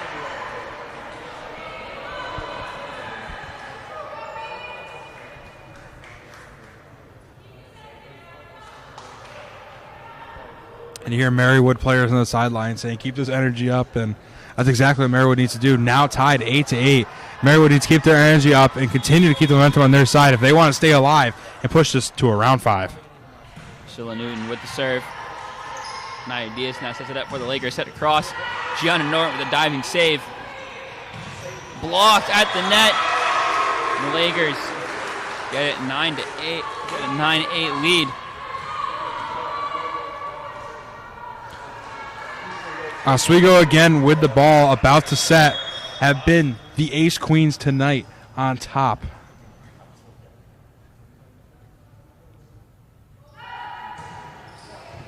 Ball in. Gianna Norton again, the first to touch it. Nia Diaz goes for the save. It goes into the stands. We're knotted up at 9. We almost had to set one back. That was close. I think you need to check your depth perception. Close enough. Hey, only like 12 rows away. It's probably the closest we've had it all night, fortunately. Spike there goes too long. Marywood takes a lead. First time we've seen Marywood in the lead in a long time, maybe over the last couple sets. Yeah, it's been a while since we've seen Marywood's number be higher than Oswego's on the scoreboard. I'm not sure if they had one in the last set. Definitely in the second set at some point, but this is the first time in a while they've had a lead, and well, it looks like Oswego has tied it back up. We're at 10-10. Oh, I'm mistaken. Marywood has scored 11-9. Marywood with a 2-point lead now. The ace from Haley Hallman, and she'll serve it again. Haley Troy sets it up to Nia Diaz. This one just finessed across.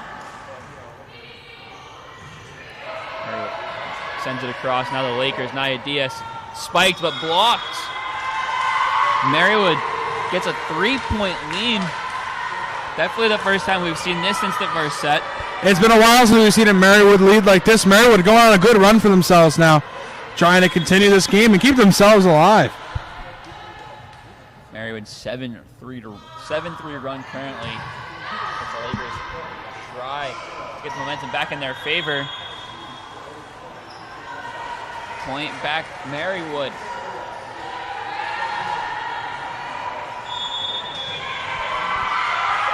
And timeout as you hear the cheers from the Marywood players.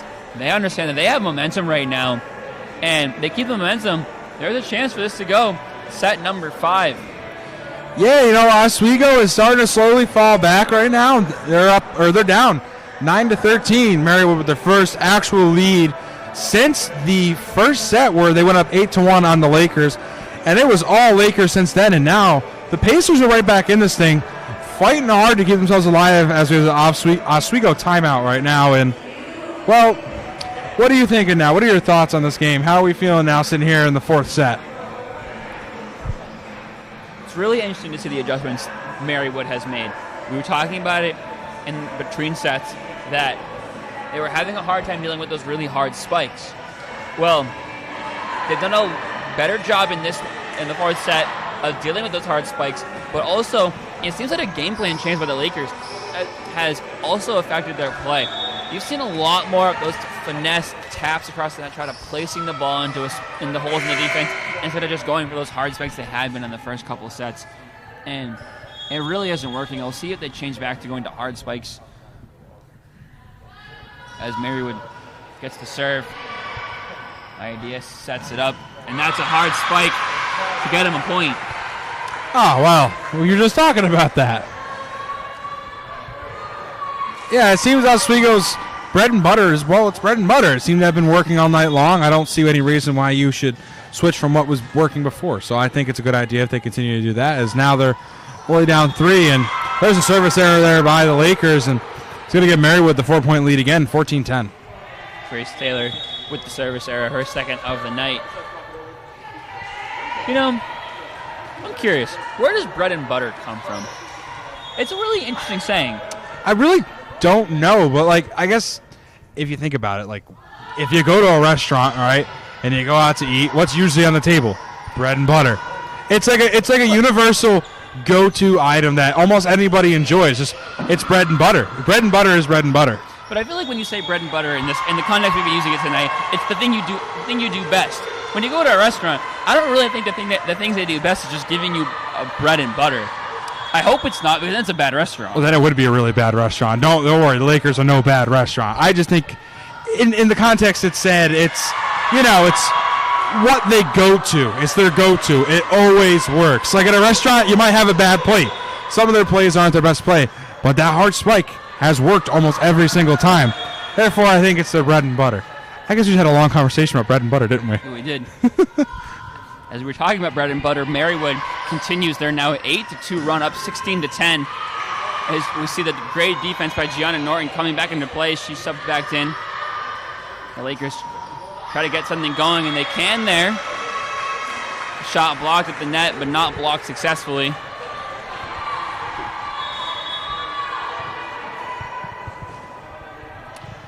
Oswego now only down 5 with the ball. Look at maybe score another ace. It's been a little bit since we've seen an ace. Serve in by the Lakers, now set up. Go for the finesse shot. Doesn't work now. Lakers with the spike. Saved. Out of play from Marywood, and the Lakers get back-to-back points. Go up. Get the lead down to 16-12 in favor of the Pacers.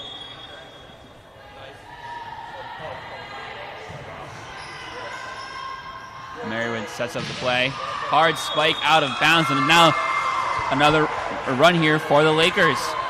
It's a game of runs. Yeah, it is a game of runs. It's it's volleyball, but track and field with a lot of running here. You go on a run, they're going for a run. It's 13-16 now, and we'll see how it goes. We are at the Laker Athletic Complex, the track just outside of the building we're in right now. I think we should just tell them to go across the street. Absolutely. Always looking for more track and field members. And, well, as we talk about running, the Lakers are continuing the run.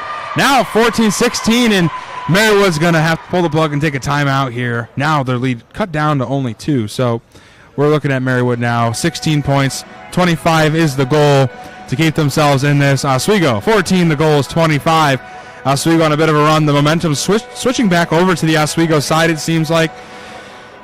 Oswego on the verge of victory right now. What are your feelings? What would you like to do or see from the Lakers to close it out for them?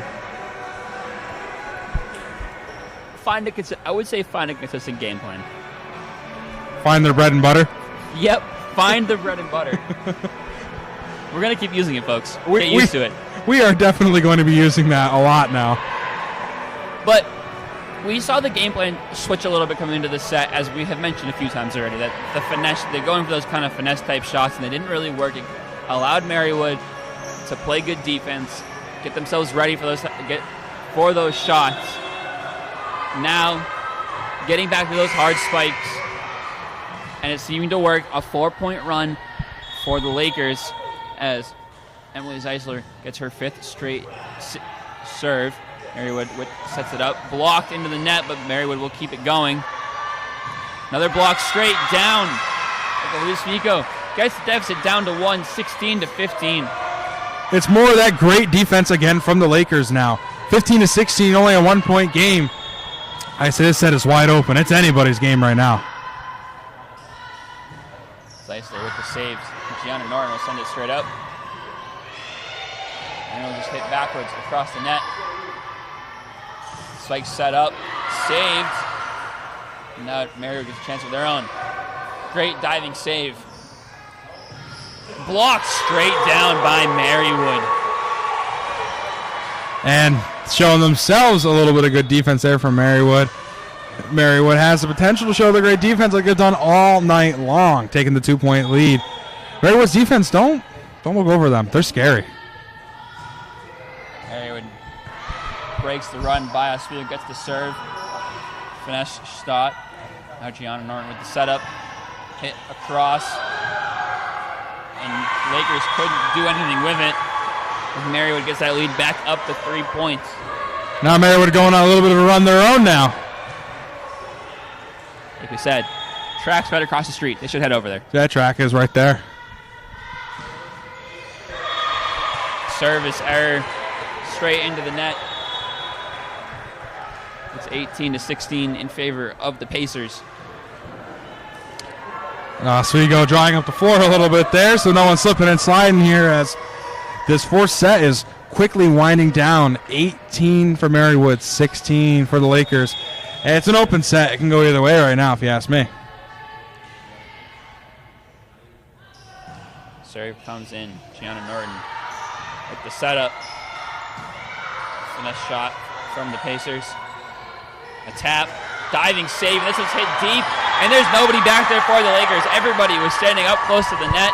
And Marywood gets that lead again back 2-3. Marywood showing off a little bit of their Kareem Abdul-Jabbar impression there with a little hook shot right there. Worked out perfectly. Perfect placement. Gives them the 3-point lead with 19. Only 6 to go for their magical number of 25. Shannon Norton with the serve. Straight to the elbow barrel of Kaylee Troy. And they went for the tap, and it didn't work. A little too high. Just grazed the fingertips. A costly mistake there for the Lakers.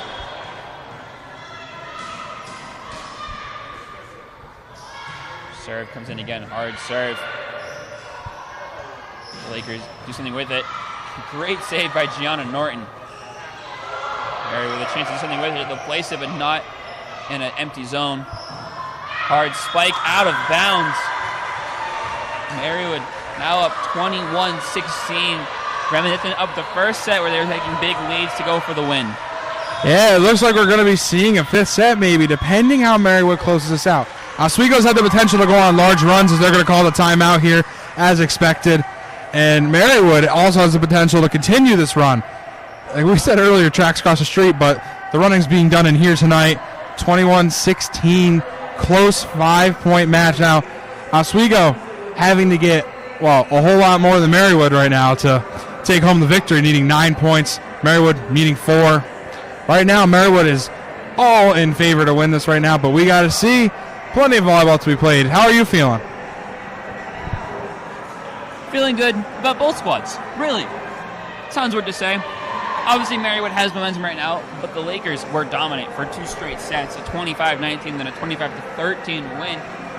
Some struggles here, things showing up that they were doing in the first set, causing them to lose points, lose games, but both squads have looked good in their own aspects, and they've both showed flashes. Keep saying the word runs. Both teams are doing it. Marywoods are coming a lot in this fourth set, where the Lakers have come a lot in sets 2 and 3. 4 points to go for Marywood for them to win the set. It's 9 for the Lakers. Not impossible, but will be hard to do. Gianna Norton gets her 3rd straight serve. This one's set up for the Lakers. Spike blocked. Try to save it. Do the Pacers, but can't do it. Excellent effort there by Marywood to save that, but just not enough real estate to get the ball back over the net. And Oswego's now up to 17, closing the gap down to 4 points. Kaylee Troy with the serve. She already has 5 aces in this one. The Lakers try to win the point. Get maybe their best server another shot, but they can't do it. It's blocked by Marywood at the net. Looks like Marywood's giving them a taste of their own medicine with a nice block right back. Answering quickly to the Lakers with Marywood now about to set. Only 3 points away from the magical number of 25 to push us into set number 5.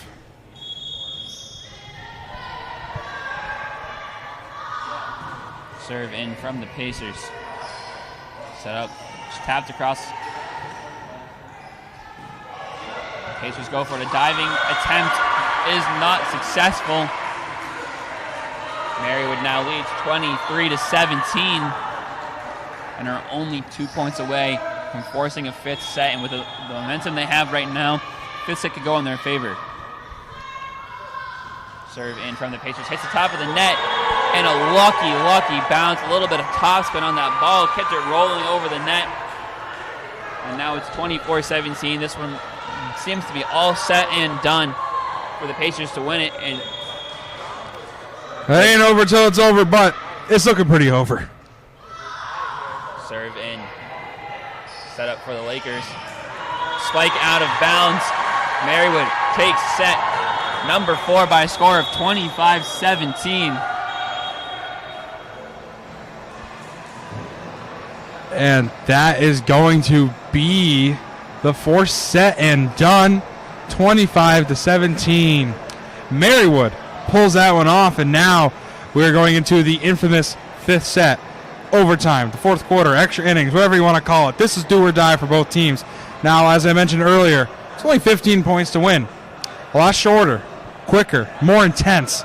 I think it's going to be a great 5th set to close out the first day of the Oswego State Invitational here in Max Zeal Gymnasium in beautiful Laker Hall.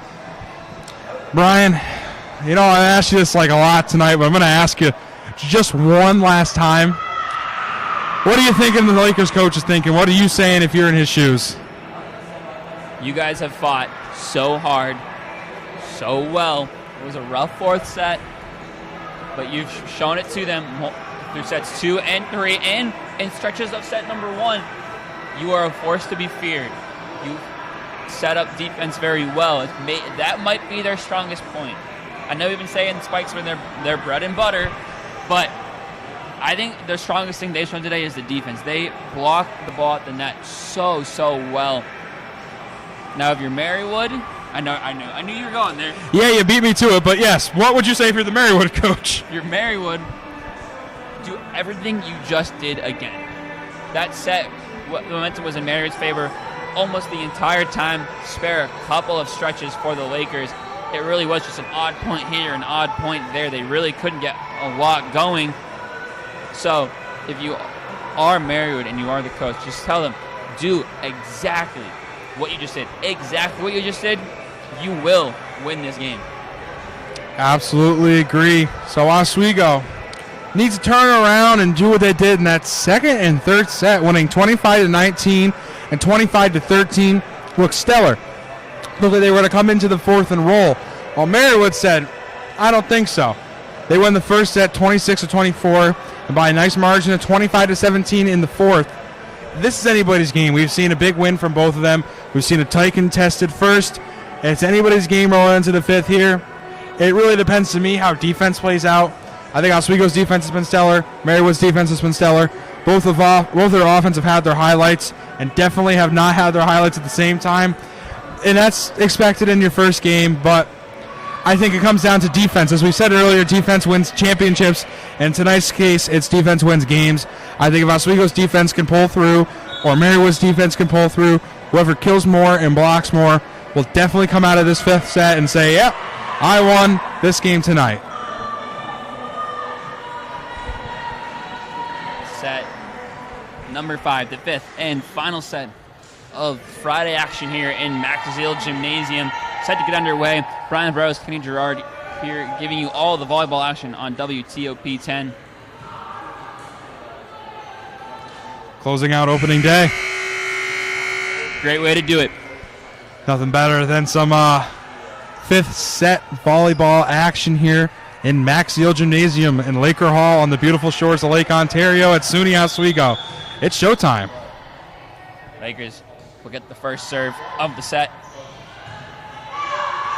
Marywood sets it up. Tapped across and inbounds. That ball was placed perfectly. A diving Lakers player just couldn't reach it. But it did just say inbounds.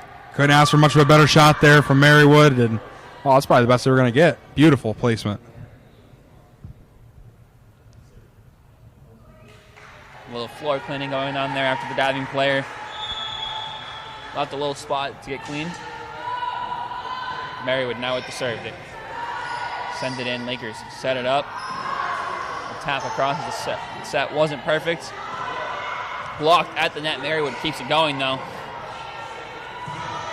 Hard spike goes out of bounds.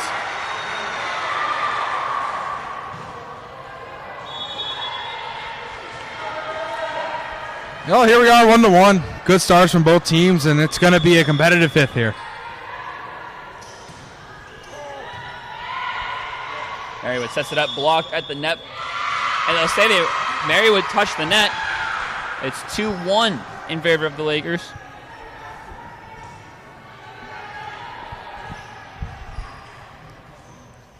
Sydney Schiffler with her another opportunity to serve.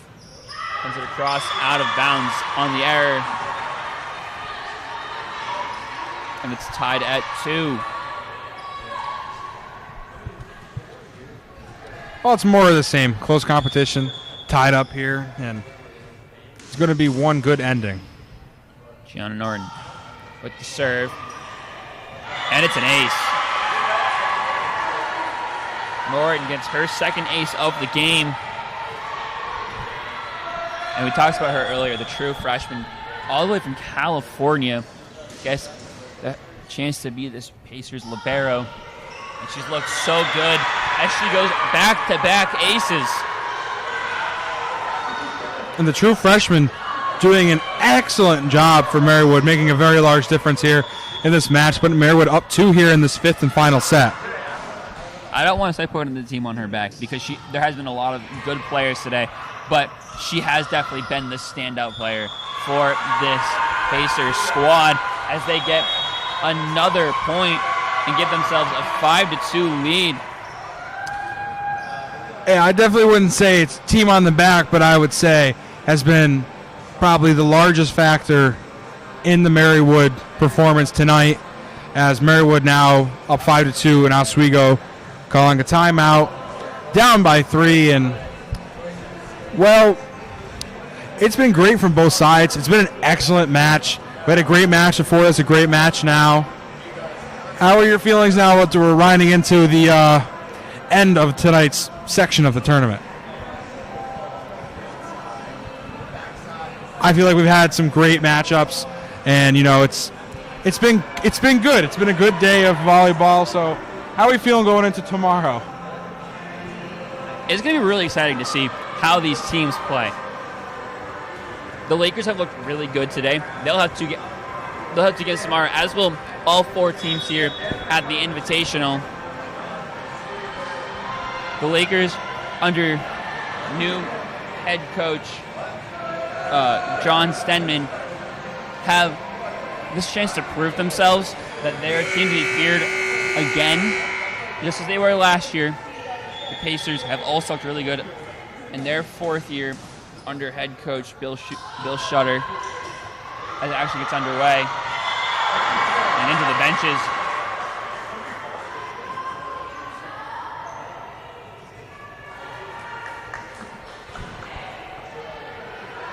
Marywood now. The ball went a little out of bounds there. Yeah. Chair got taken out, but still playing some volleyball. Good thing chairs don't have feelings. Good thing they fold. Gianna Norton, her 5th straight serve of the night. And another point to Marywood.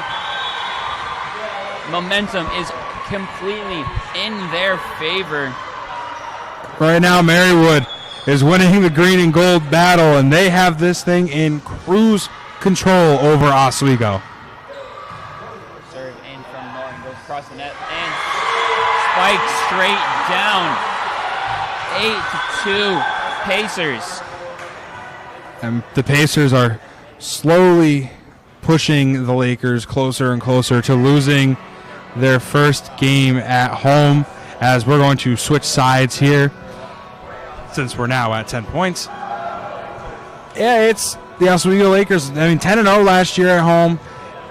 Well, I wouldn't even say excellent record, perfect record at home, and right now they're only a few points away from losing that perfect streak rolling into this year. Starting off 0-1 at home is definitely not in the game plan for Oswego.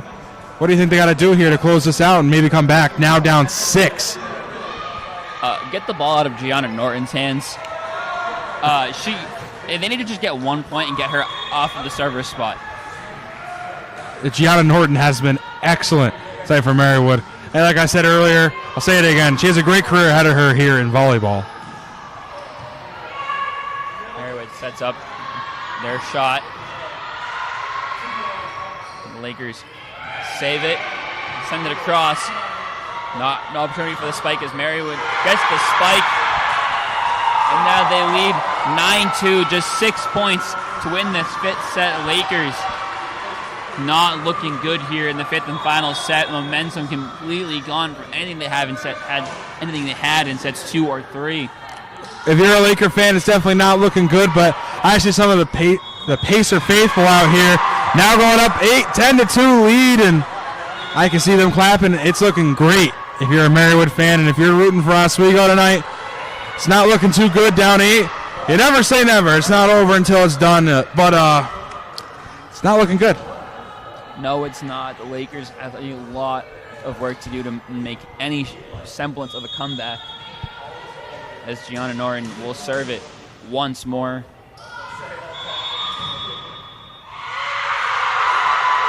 And crucial mistake after crucial mistake for the Lakers as they continue to make another mistake here in this fifth, and now have given Marywood a free point. And like we said earlier, in this fifth set, I apologize, every point is very, very, very crucial. Lakers looking demoralized out there. And serve goes in. Sent deep, but playable, and spike sent in. Diving save. Set up by Kaylee Troy. Just went for the tap, and it didn't work. Nothing is going right now for the Lakers as a timeout by John Stenman and the Lakers. Well, as AC/DC comes over to speakers and the bells are beginning to ring, Oswego looks to be in a lot of trouble, down 10 points here as they take a timeout, down 12-2. By far the largest lead we've seen in this game so far. Largest lead I've seen in a late period so far. Marywood, I don't know what was said in that timeout, but whatever it was has worked beautifully. They are on fire, in cruise control, 3 points away from taking home the first win of the Oswego State Invitational for them, and handing Oswego State its first loss on its home court since 2021. The last time that the Lakers lost on their home court, there were still mask mandates in the stadium. That's how long it's been since the Oswego State Lakers have lost on their own home court in volleyball. Yeah, it's been a long time. The Marywood Pacers may be a bogey team for this Lakers squad. Back-to-back years with, I'm not going to say 2 losses, potential losses, but a 10-0 run here in the fifth and final set has seen Marywood just completely blow the doors off of any steam the Lakers had been building up. As Gianna Noren went for her 11th straight serve. Lakers send it across. Blocked there, but the Patriots keep it going. Lakers with opportunity, 2 players at once. But it is saved. Good play there, and it falls in. That's a break for the Lakers. Yeah, it's definitely a break there for the Lakers. And if you watch them right now, they're making a lot of costly mistakes. I said earlier that Marywood was doing the same thing. They're making a lot of small mistakes that are adding up and tending to be costly. Well, now it's the Lakers doing that. A lot of mistakes that are adding up and becoming costly for the Lakers. A block at the net there, and the Lakers went from looking demoralized to being completely fired up. 2 straight points. And momentum can switch in a heartbeat here in Max Zeal, and right now, Oswego having a little bit more momentum on their side. Diving save there by the Lakers. Gianna Norton with the set. Set across, but right out of the Lakers player. And they go for the spike, blocked at the net. Lakers got a chance to reset. Set across, but straight into the middle of the defense. And now a little tap play doesn't go. The Lakers with a chance for their own spike. It's long. And Oswego losing that placement ability they had in the earlier sets, hitting everything in between the lines, and I'm not sure if it's the fatigue or what, but that placement has not been as good as it was earlier on.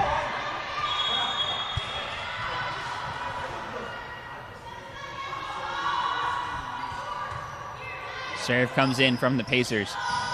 Lakers send it out of bounds. Grace Taylor with the errant hit. And it's just 1 point away for the Pacers to complete the comeback. Pacers looking to finish off the comeback. We're down 2-1 at 1 point in time. Oswego will get a point and will get the ball but they are 1 point away from winning the green and gold battle here in the Oswego State Invitational Tournament. The service error there by Michaela Meek keeps the Lakers just alive, as Nia Davis goes for the serve. Goes in. Chance for Marywood. Lakers now set it up. Spike into the wall. Marywood keeps it going. The Lakers now with another chance to set it up. This one perfectly placed. Some of these hard spikes coming back. Things that they were doing in sets 1, 2, and 3 that they've kind of lost in set 4 in the early parts of set number 5. Starting to work again, but it might just be too late though. It may be too late. It may be too little too late, but you never know. Norton sends it across. Nia Davis sets up the spike into the wall that gets across. Marywood now with the setup. Little finesse shot is the winner. Marywood wins it by a score of 15-6 in set number 5, and they win 3-2. And that'll do it for the first game for the Lakers here of the season and the Pacers. Kenny, your thoughts on how this game went? Well, I think it was great for both teams. We saw a lot of talented girls on the court tonight from Wheaton, Utica, Marywood, and our hometown Oswego. We saw a lot of talent tonight. We saw a lot of close competitive games. I mean, the shortest game went 4 sets. We went 5 sets in the last. It may have not gone Oswego's favor, but I think Oswego has to hold their heads up high. They have more games to play tomorrow, a lot more great competition to play. I think Oswego did very well. They just couldn't finish it out in the end. While Marywood, you had no clue in the middle of this that they come back and win this. I thought it was said and done after that 3rd set when Oswego looked to be complete cruise control up 2-1 sets, but Marywood said, can't outpace the Pacers tonight. And the Pacers ran away with it. And I think the Pacers have a lot to be proud of, and they're going to be the team to fear tomorrow. And the Pacers are on pace to be the Oswego State Invitational champions, and I think it was a great game tonight. Great game. That'll do it for action here today in the Maxwell Gymnasium, but come back tomorrow, bright and early, 11 o'clock in the morning. The Lakers take on Wheaton College right here in the Zeal. Follow that up at a 1 o'clock bout between Marywood and Wheaton, who go back-to-back games, and then Marywood takes on Utica at 3, and Utica takes on Oswego at 5. All action tomorrow of the Oswego State Invitational right here on WTOP 10. But that'll do it for now. Kenny, thank you so much for joining me again. My name is Brian Burrows, Kenny Gerard. That we will see you tomorrow.